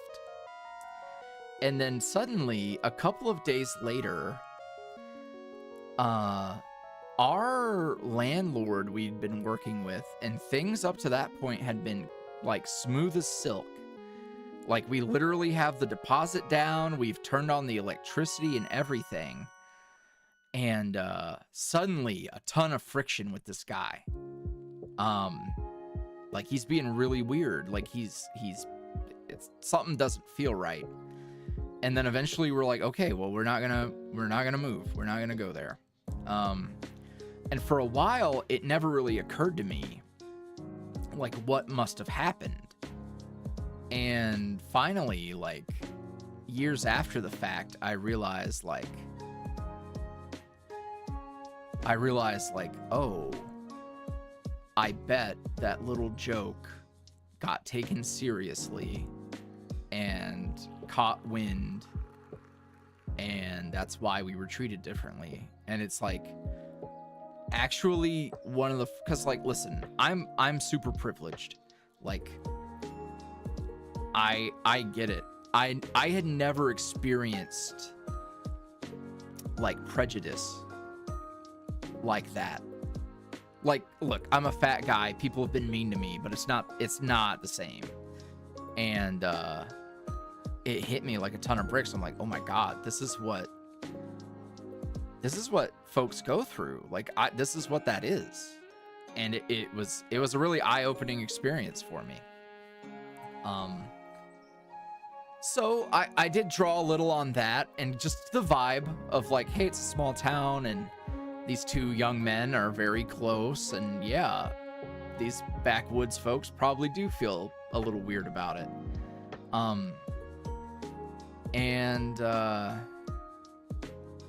So that's one thing. I have been in situations that are not ideal in terms of the legality of things and certain transactions that are taking place. I have been a part of those. I have been a part of those when people were carrying firearms.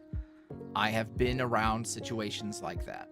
I am not proud of having been in those situations, and that is not a flex. That's just kind of how things were when I was a younger man. And I have seen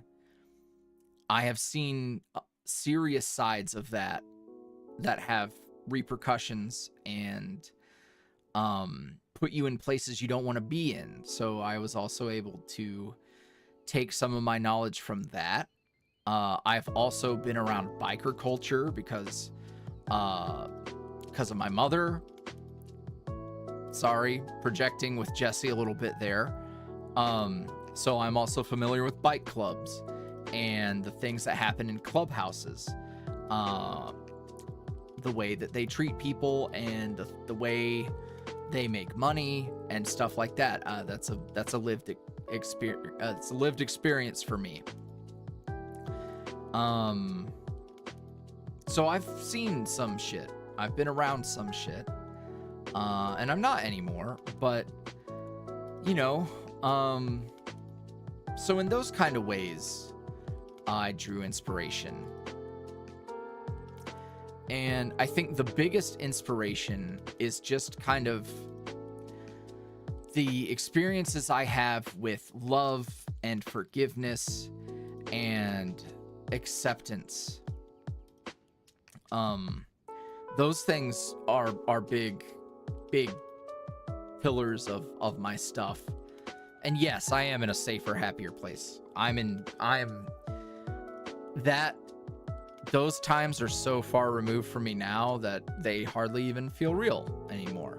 But it happened. It happened.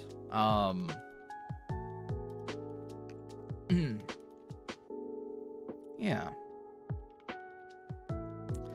And the thing was, like, I got out of it fine. Nobody got hurt. Nobody did anything massively illegal. Money might have exchanged hands for various goods at the most. But if I had wanted to pursue that, all of those doors were open. And yeah, so I didn't, because I'm a big baby and I do not like being in those situations. Yeah.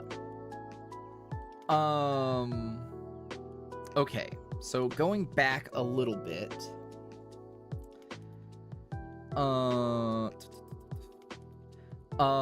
Libby asked, so what if next Halloween, since we have Seth as a werewolf, what if Charlie was a werecat or even a were-raccoon? That's a good question. We'll see about doing were-people or whatever. I feel like Charles is such a big hit that might just be... That might be such a hit that, like, you know, it might be hard to squeeze in another thing when I could do another thing. Let's see. Sony Gray asked, has Cass ever met Charlie's parents or vice versa? Yeah, they've met for sure. So, like, during high school, like, they would do sleepovers, like, I imagine. So we haven't gotten way into it, but, like, I imagine that Charlie's folks are really nice. Like, I imagine his mom, maybe like a pudgier lady who is just like the sweetest mom, who wants to bake and cook, like definitely wants to cook. Like, Casper's coming over. Oh, I'm gonna make Frito pie. I'm gonna make pizza rolls. I gotta go to the store. I gotta make sure you guys have soda. That kind of mom.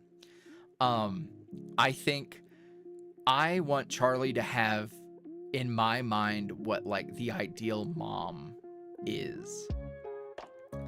Especially for like having friends over kind of mom. My mom was cool when my friends came over, but she was very hands-off, and we were sneaking wine out of her box wine that was in the fridge. So it wasn't very healthy. But I think it would be very cute for her to be a very loving mother who wants to support her little boy having friends and all of that. And yeah. So, anywho, they've definitely met, and Charlie's family loves Casper. And I haven't thought, and here's a good thing. Like, I haven't mentioned Casper's family because involving family for a listener insert is a very touchy subject. Like, people might, when they're building an OC for their listener, they might have family, might have all that, whatever. But like, for people who want to self-insert, you could be touching on some sensitive subjects, you know?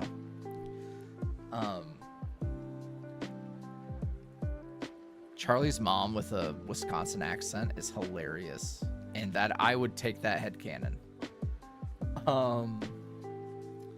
What else do we got?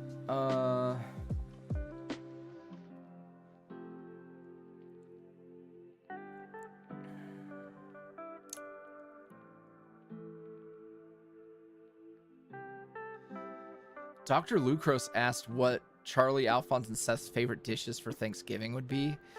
That's a lot of dishes for a lot of boys. Charlie is a mashed potato boy. Seth probably likes turkey and gravy. And Alphonse likes sweet potato casserole. There you go. Don't quote me on that. I might change my mind. I might forget what I said, but yes.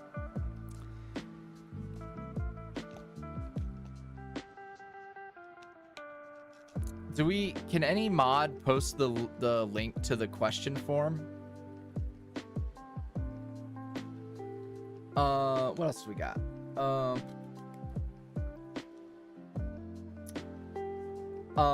Fern asked, not sure you can say much without spoiling any future plans or plot lines, but what is Derek's deal with Finn?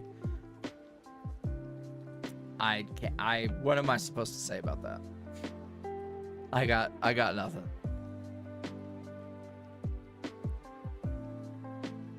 I think there is a lot that you will be able to infer from what happens in Shattered. I can say that.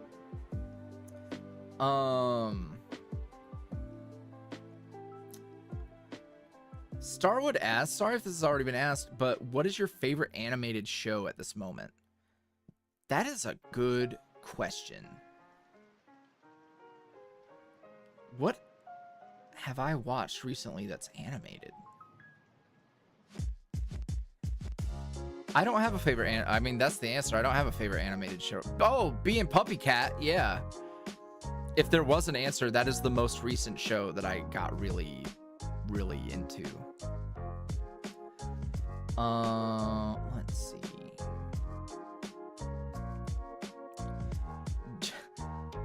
Sarah said, I really like the detail that Boo ended up fixing both Al's dark mode sweater and Seth's jacket.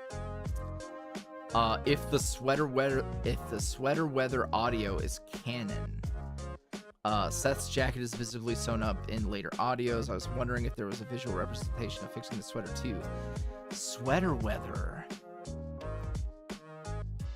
I don't remember what happened in that. So I don't know. Sorry, I don't have a great answer. Jackie says, my mom is asking when Seth is gonna get a plushie angry face. That's a good question. Here's what I hope. I hope that next time it's plushie time, I am able to bring out Seth and Pastel Alphonse at the same time. And we can do a combo where if you get both, you get some sort of discount or something. That's what I want to do. That's what I want to do.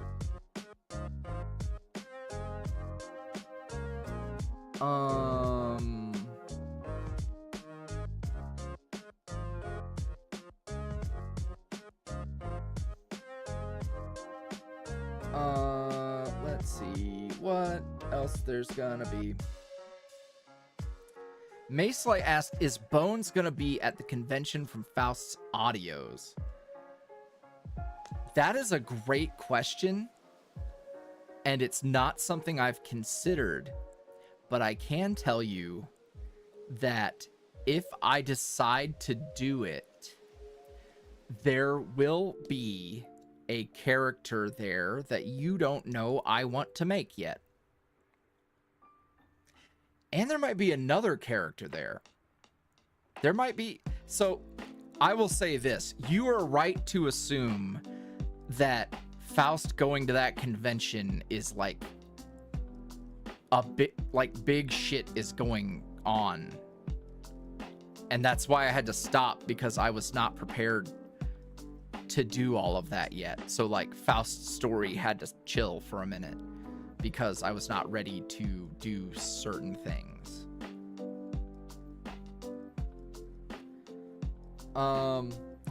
Not Hex, I swear. Forgive me, I'm in a mood. Was there anything specifically regarding Sourcefin on that tattle sheet?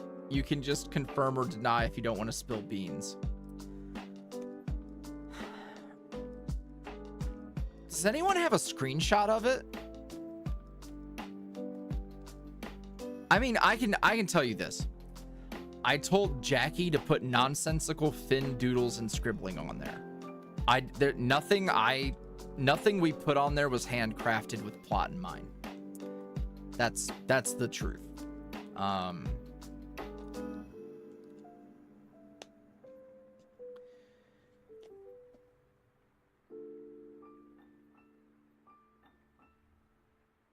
Can send you. Yeah, you can. Pop that over here. Pop that over there.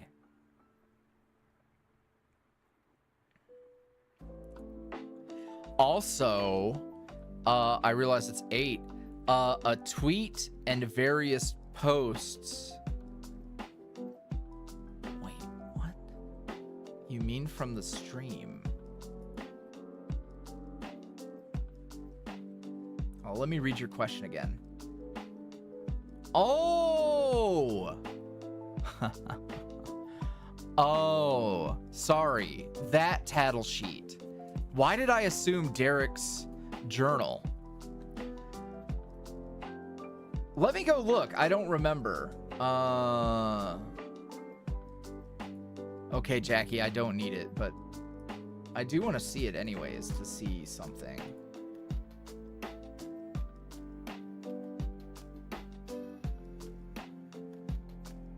Ooh. Okay. That helps me. That does help me. I've been meaning to look at it anyways, since it's fucking important and everything. Welcome to Dreamer, Pilk Lover. Sorry. Welcome to Dreamer. Sorry about the meme that you aren't familiar with.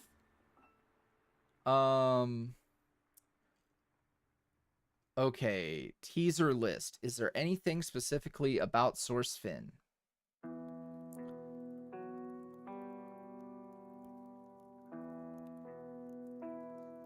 Okay, I can give you this one for free. It's not about Sourcefin, but it's basically confirmed. A key Easter egg in the Lost and Found series was planned for several years and is hidden in one of the episodes that have special artwork.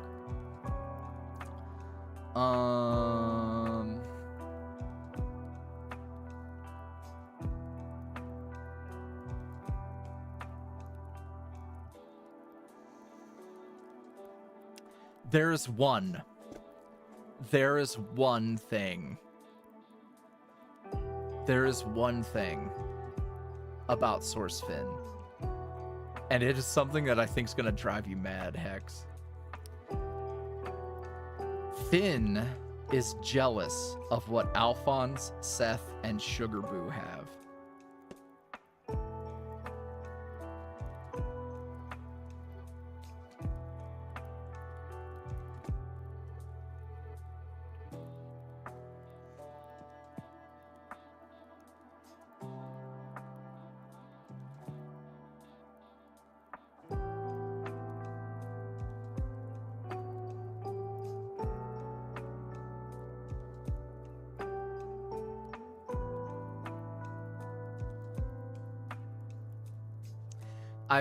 Let me clarify, because people like to hear the jealousy word and make assumptions. He is not jealous of any of the specific people involved. He's jealous of the nature of the relationship.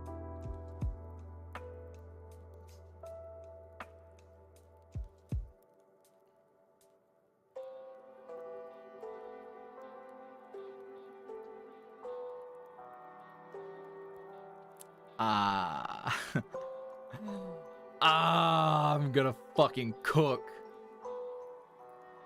I'm gonna fucking cook, dude.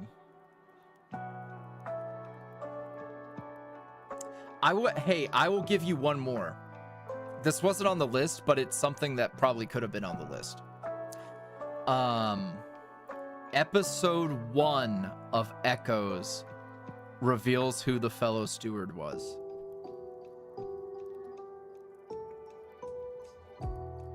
So we will not be playing the guessing game. The fellow steward will be named. There might even be artwork involved.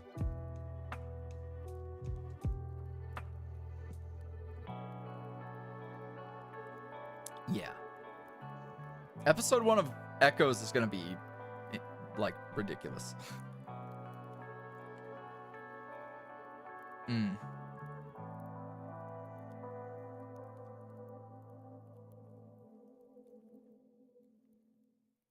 And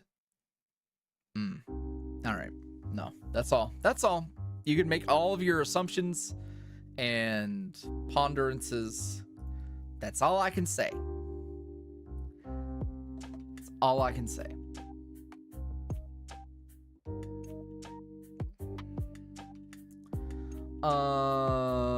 Do you think, Teddy asked, do you think Alphonse and Boo ever had arguments while they were in their relationship? Like obviously they would, two humans in a relationship, but what would they be fighting? What would they fight about? I don't know. They're very well adjusted and communicate well. I'm sure it's happened, but what am I gonna do? Like, I don't know. There's nothing I can cook up off the top of my head. No, actually, hold on. There is a good example. Do you remember after the cinnamon roll episode in chapter 1 of Bittersweet, people thought that Alphonse was mean to Listener and they felt kind of busted up over it. And yeah, like I felt Alphonse was justified in his tone, but that's a good example because in the next one I was like, okay, let's have them talk about it and work through it. So that is an actual point of contention that has come up in canon content, actually. And you know, it was handled. It was worked out.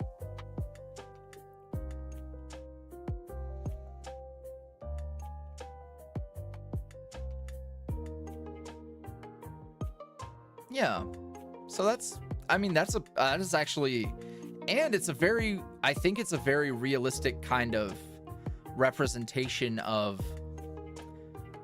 two people who have the best intentions for each other in mind, and it's just a matter of Mochi, no, get down, go. Just a matter of them working it out, you know, like, hey, I thought the best way to solve this was this way.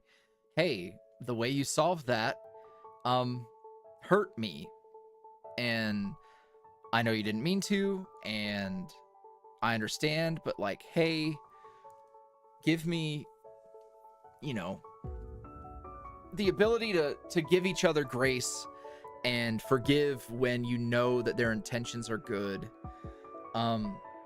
So I imagine using that as a reference point,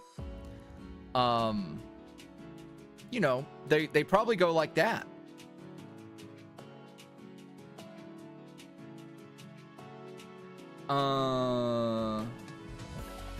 Mochi. Mochi. Hold on. Get down. Go. All the way. Goodbye. Have fun. There's a whole house for you to explore.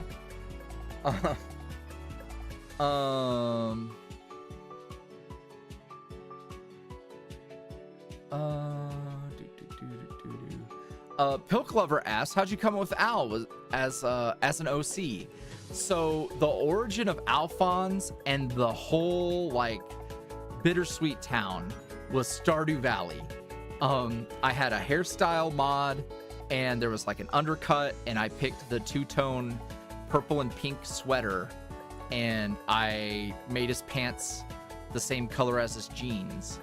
And I was like, oh, this is kind of cool. Imagine like this guy who's like kind of a punk and he's got like this pastel hair and he's just got a little farm and he's just dooting around the town. That was the origin. I was like, hey, what if like I fleshed him out into a character who has that like fish out of water thing going on in this town, and you know, not a farmer because that's literally Stardew, but you know, how does he fit into this town? Blah blah blah blah blah. So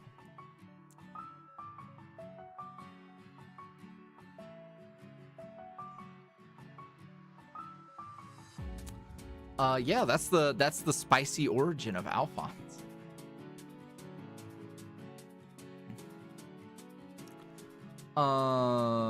Many Names asked, was Charlie always kind of a wimp?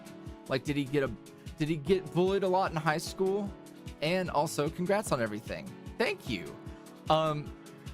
Yeah, I think he probably got bullied a little bit.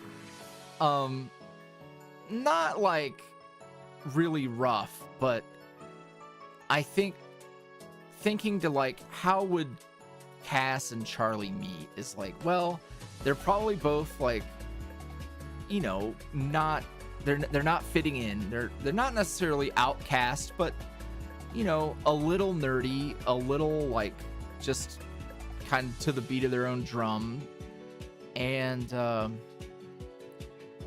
they, you know, find each other. It's like, oh, you're nice to me. Oh, we have like shared interests. Oh, and they become friends. But my experience with that sort of thing in high school is like, once you find a buddy, and you buddy up, you become harder to target because you're not riding solo. So that's probably about how that went. Like once him and Cass were doing their own thing, it probably chilled. It wasn't that bad, but you know, Momo, you deleted that person's. What did I do? Get out of here. There we go. Okay. What else do we got? Will Charlie's mom ever make an appearance in a one-shot between Charlie and Casper? I don't know. We already have one, like, we have fucking Trish in Oron's stuff trying to give all these like side characters stuff to do is like, let's keep the main thing for now.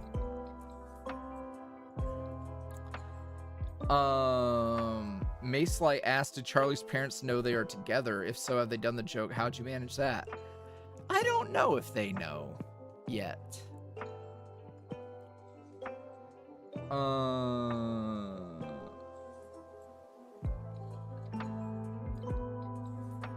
Rotini asks, are we allowed to add headcanon features to the boys and fan art and stuff? Also, can we headcanon their favorite colors if you don't have specific colors in mind? You can do whatever you want, is what it boils down to. It's never, for me, it's never that serious. Like, you want to give them a personal touch, go for it. You're more than welcome to. I'm happy that you love them enough to draw them and play with them in your own way. That's my stance.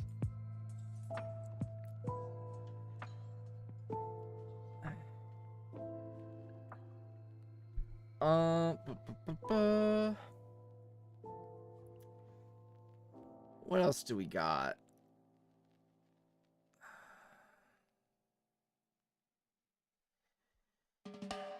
Chemo Magma Stone asks, what's the time for Charlie and Casper's story and their age? One, the age is for y'all to figure out. It can be whatever you need it to be, so long as it's an adult. And the time, vaguely modern. Like that's about it. There are some dated references in Bittersweet that definitely does mean it was happening in like the late 20-teens and 2020 times. Mochi, all right, hey, get down, go. What? You are a menace. What is up with you? I don't. Oh, he's gonna get my feet.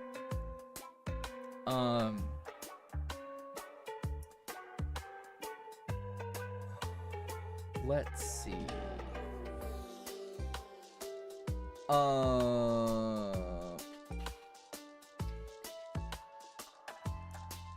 Mars of the Stars asks, if the listeners weren't listeners and instead your own fully planned out character like Alan Charlie, how would you imagine them?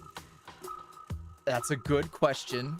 And I feel like me giving that answer, someone somewhere is going to feel like I have invalidated the ambiguity of a character. So I'm not going to do it. Also, I haven't ever thought about it. Like, you want me to really, like, the timeline of when they left and stuff. The timeline of when they left. So, like, what time is everything happening in the current stuff that's going on? It's like, it's got to be like early AM hours in Lost and Found right now.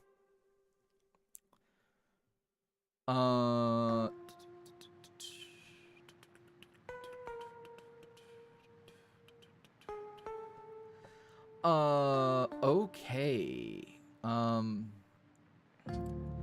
Sunlight.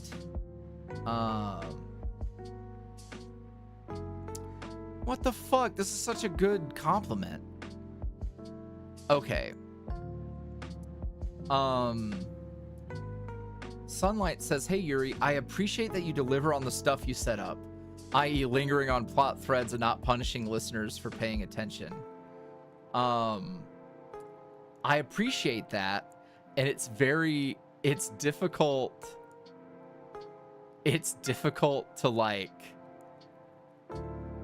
you know, when it's been so hard to work, there's a lot of things I haven't been able to follow up on as fast as I would like. But I've also, my brain has been broken. So, you know, but I try not to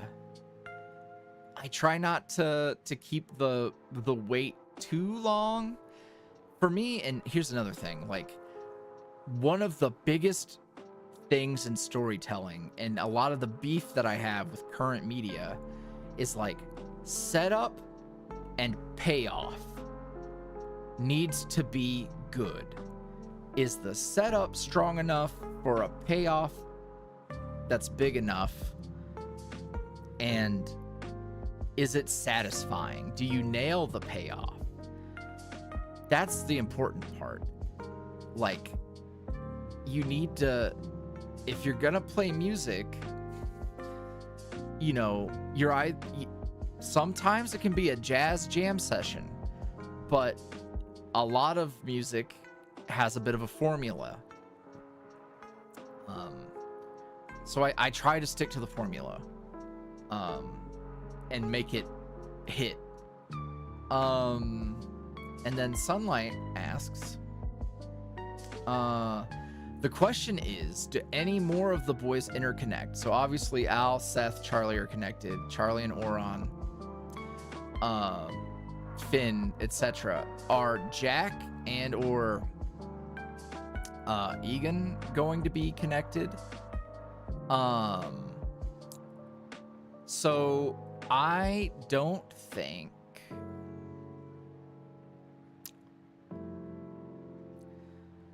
So the story that'll be coming out with Jack. So I have a whole, like, kind of like college meet cute romance friends to lovers thing going on with Jack.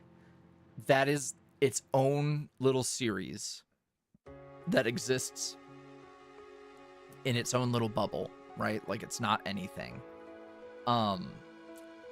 There is technically a way that it is kind of involved, but only in the most like tangential sense. In the sense that like I don't want to get like super into it, but with what I'm going to be doing with Everlast and the lore of like what the Dreamers are and how Finn does what Finn does, etc. You could say that every story I've ever done on the channel technically could be in the same umbrella. But does that plot matter? Does the character in that instance matter to everything going on? No. So, I like surprises, obviously. Bittersweet Chapter 3. I like those and throwing like curveballs, but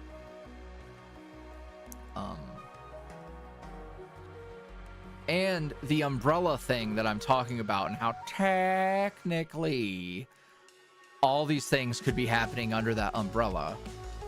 That is one of the things that gets explained in Echoes of Everlast Part 1. I try to make it really make sense.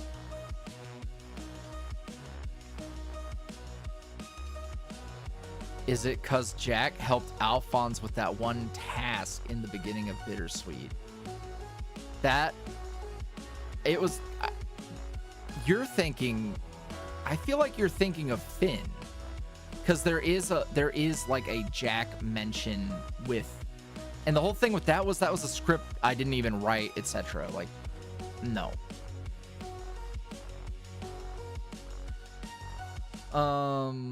What's really exciting about Echoes is that it's the first like fantasy series, in terms of like, sure, Bittersweet's an urban fantasy series, but like fantasy as in there's magic and swords and shields and castles and people get around on horseback, that type of thing.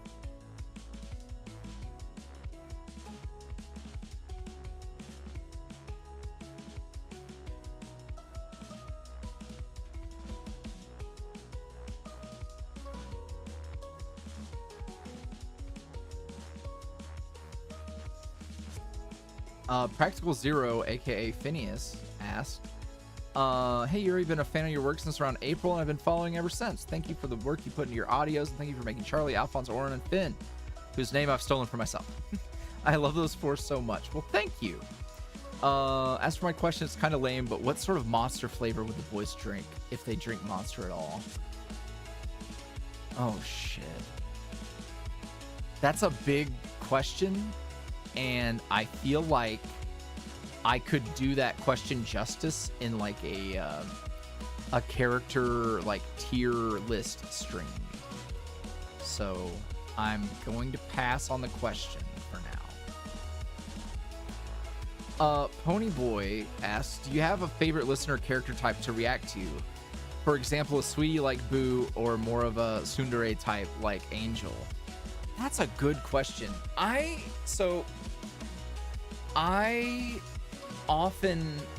like to give my listeners a little bit of sass, because I think it's more entertaining to listen to. Like, imagine if listener was like really stoic. Like, you'd have to create a whole premise around that type of character versus like, okay, this is just a little one-shot romance thing. It's like you have to have like, well, why is the character like that? Is there some sort of reason?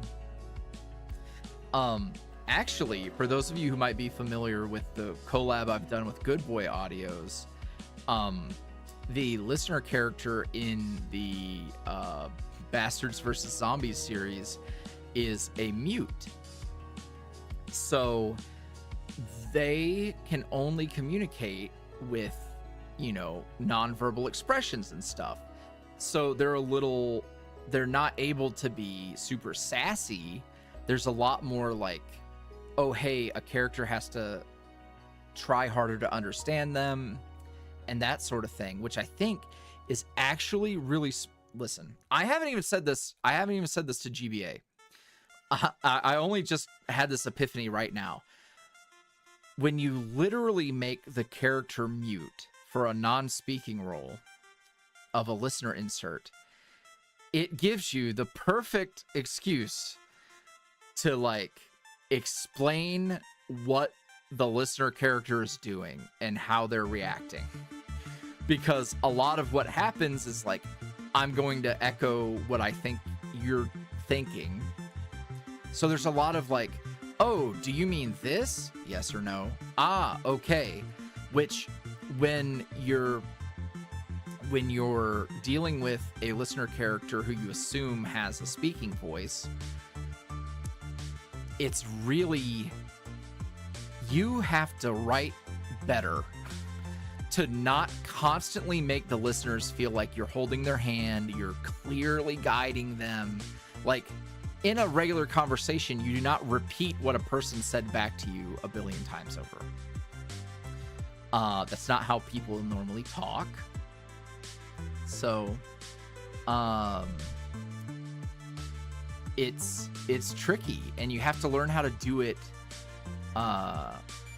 You have to learn how to do it creatively, because it's really easy to go blah blah blah blah blah blah blah blah blah blah. Well, you said blah blah blah blah blah. Like, it's not very fun to listen to a voice constantly try to tell you what you just said. And I think that's the biggest challenge in writing listener insert content. Spiderbite just asked, if given the chance, would you make a visual novel game? Fuck yeah, I would. If someone wanted to throw money at me or just wanted to pay me to write on it, I would love that. Let's see what else we've got going on. We're almost done with questions, and then we can call it a night, because this has been going on for a bit. Also, notice how much longer I can stream without going nuts. That's pretty cool.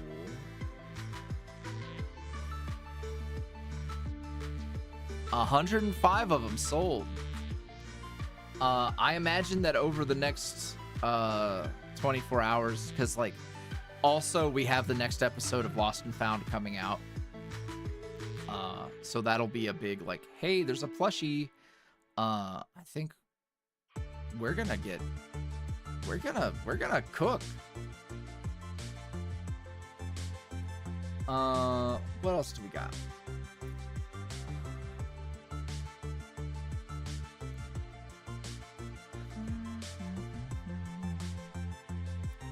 Mr. Squidward asked, I recently started listening to all your Jack audios since the redesign and was wondering if he'd ever get his own official character bio.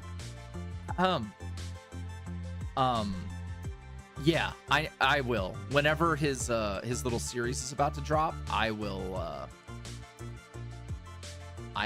have that ready, because he needs it. Levi asked, how did you like create Oron and how did you figure out his name? Well, if you go and look at our character design stream playlist, you will see Glasses Boy. Glasses Boy is who ended up becoming Oron, I believe. As for his name, I played Final Fantasy X.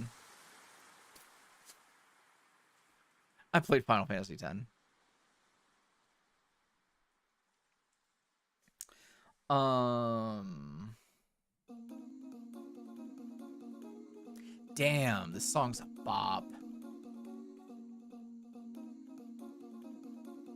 Fuck, I love this song.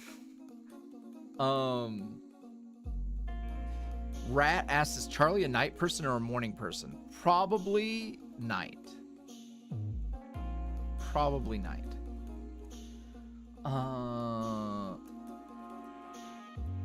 Anonymous asks, since we know how Alphonse came to be, can we get an Alphonse Stardew Valley stream?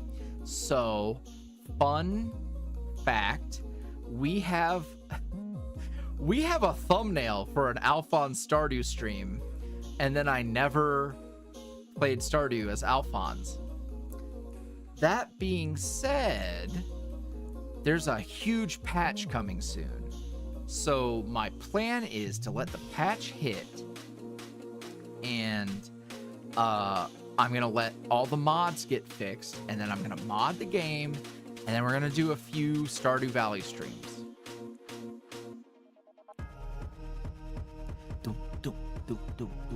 Yeah.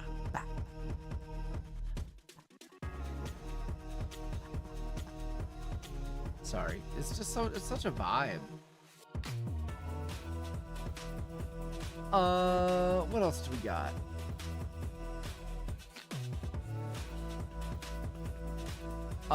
Monica Reyes asked, what's your plan for Alphonse, Seth, and Boo when Bittersweet ends? And I also love how the Charlie plushie looks. He looks very adorable. Thank you. I have... I don't think you did any art for it, Jackie. I think it's just Alphonse with a farmer hat on. I vaguely have an idea of what happens when Bittersweet is quote-unquote done. And when I say done, I think the real plan is, like, if the plot runs its course, we get them to a point where they can continue to have content even together, but also separate, and it would be all good. That being said, there's a lot of ground to cover, because even when the Bittersweet trio finds a, like, resting spot for, like, big plot, they're still involved, you know? Like, Finn clearly has a particular interest in them, and has apparently,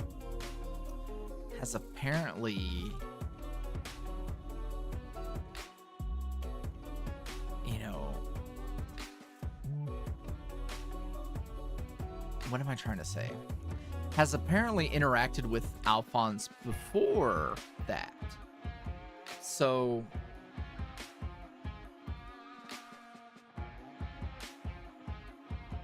you know.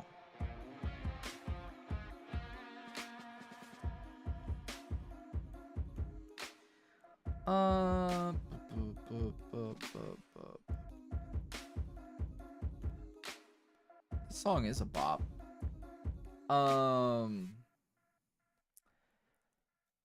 Your local emo asked, how long did it take to make the Charlie plushie? Over the course of several months with Makeship, there was one time where I think that they thought they had replied to me and they had not. So there was, like, several weeks where I was waiting, and we did not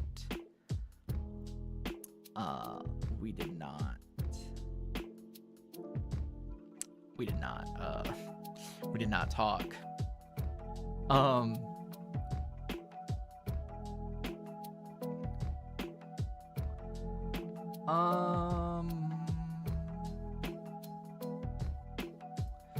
Saturday asked, maybe this is a bit far in the future, but if your major projects come to a definitive end, what kind of other stories do you think you'd want to tell? So H2O is a good example, where it's like, hey, this isn't connected to anything, it's its own thing. That's great, because then that can run its course separately from everything else. I do have... This is one of the things I'm most uncertain about, is how Shattered echoes everything else comes together and reaches a definitive end.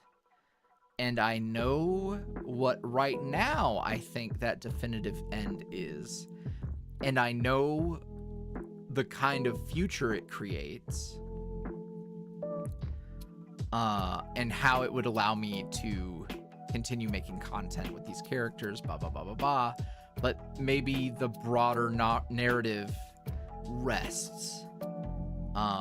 That's not to say that it's resting forever, because there's a definitive end, but that end doesn't mean everything stopped. It means we reached a climax and it ended and things are this way, and that's where it is. So that doesn't mean like that story ends. There could be other things going on, but I have a vague idea.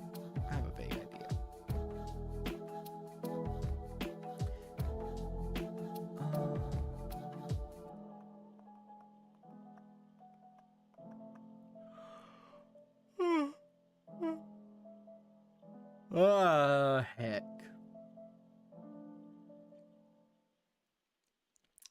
Ginger Cox asks, this is a good name.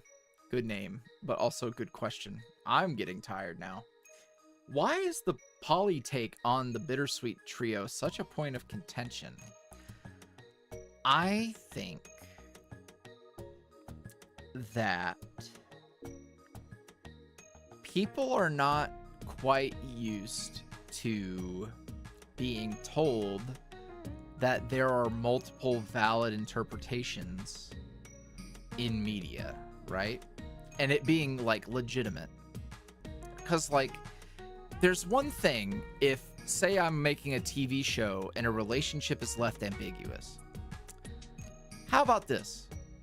Let's talk about Loki and the way that like Loki and Mobius, it's performed a little bit like they love each other, or at least like there's a really like kind of like deep connection there.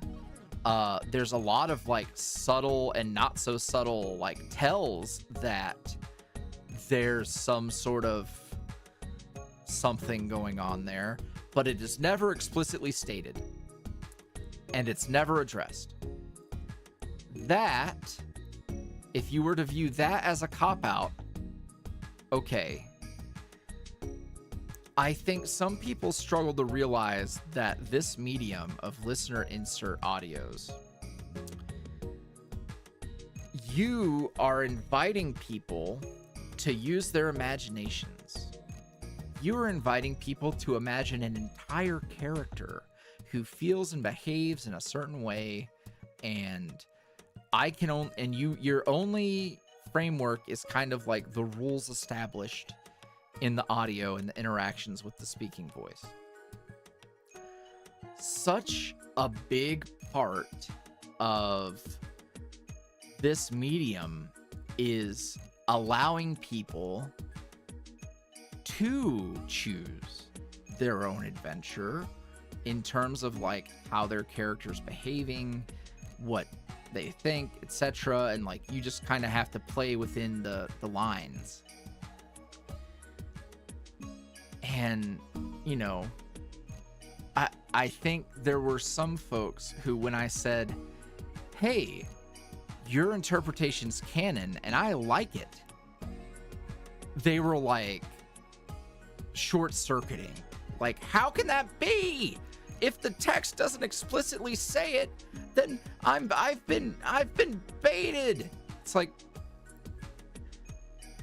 the text doesn't say you're wrong because the medium you're participating in has a laundry list of ways you are supposed to decide things for yourself.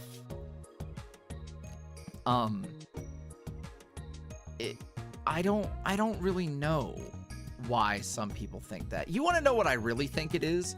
I think loud, obnoxious, barely adults really thought they had figured out what it was, and maybe they got into the content because their buddy was like, hey, you should watch this poly thing. And then when it wasn't going to explicitly be that, they were like, oh my God, this is the worst thing ever. I can't believe he's too much of a coward. Like, someone actually called me a pussy.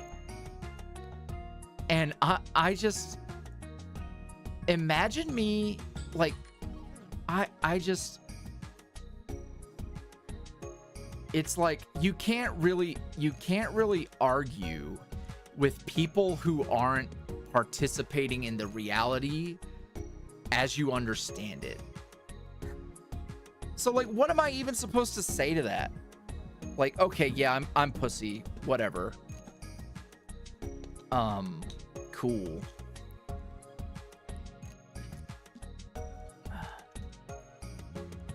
Yeah, so.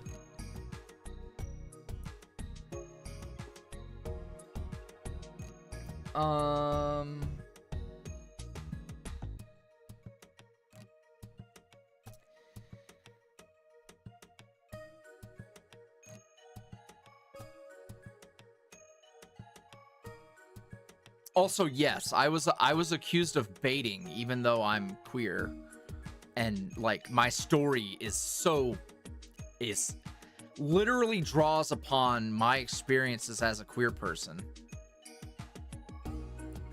That pissed me off.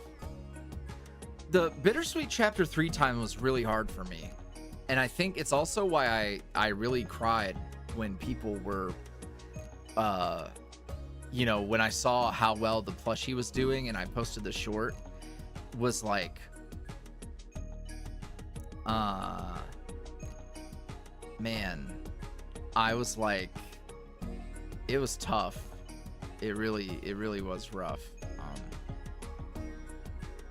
Cause like where I stand is like when you, and once like the very logical reasoning was shared, they were like, it essentially boiled down to, well, the straights get whatever they want all the time, so this should be for me. And it's like, well, if that's your take, then you're just a dick.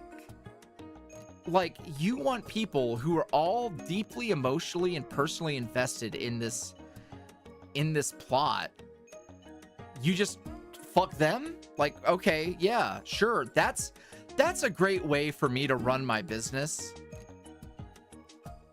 Like, it was a lot. It was a lot back then. Yeah.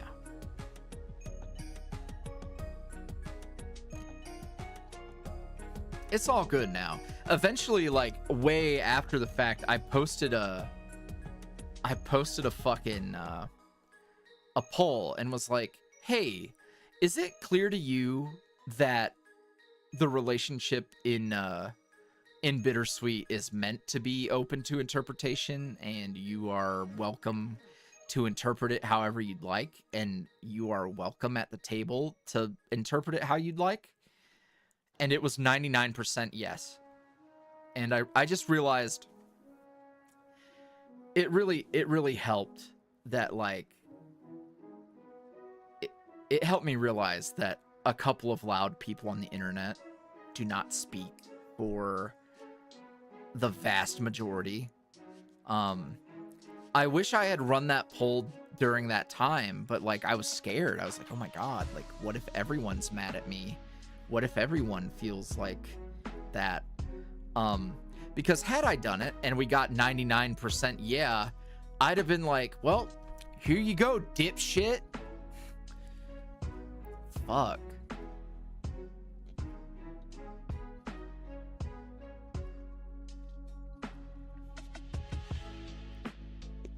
After that, like, after like slobbing the knob of my content, some people were like, yeah, it's trash. This finale, like, well, the listener, blah, blah, blah, blah, blah, like talking about how like Al and Seth are eating their burgers and listener is chilling in the car, and like they were wondering why it wasn't all about the listener. It's like, Well, it's not all about the listener, because Boo, as they've been written, doesn't feel like they have to be fucking coddled and everything has to be about them.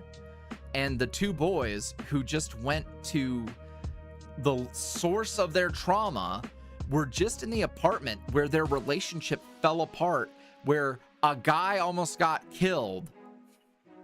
Like, yeah, maybe they just want to eat burgers from their old burger joint and not be like, hey, Boo, you, all about you. Like, yeah. Adults know how to fucking let shit breathe and don't have to be constantly interjected into shit. Yeah, Boo sitting there chilling with a milkshake, eating a french fry. They're good.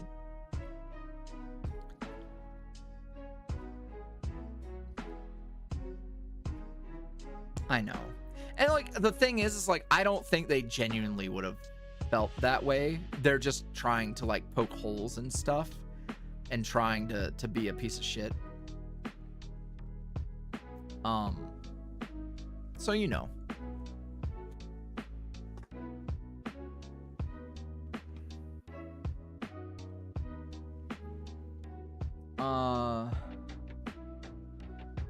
Man.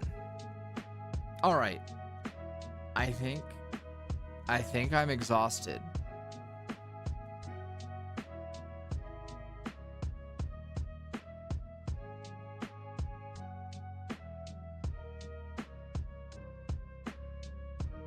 Man-shaped stain on the floor. I need to go have dinner, is what it really is. Don't be talking about burgers or shakes or nothing. I'm a good boy. I'm gonna go have... I had a salad for lunch. It was covered in ranch dressing, but I had a salad for lunch. Dang, what if I have some nuggies? Oh my god, the last of my spooky nuggies. Oh man, I'm not. I'm gonna get a chalky shake. Well, thanks, Skella. That was good. The salad was really good. I do need to eat though, because like I had a small breakfast and a small lunch. It's like, oh, I should eat. Oh man. All right, y'all.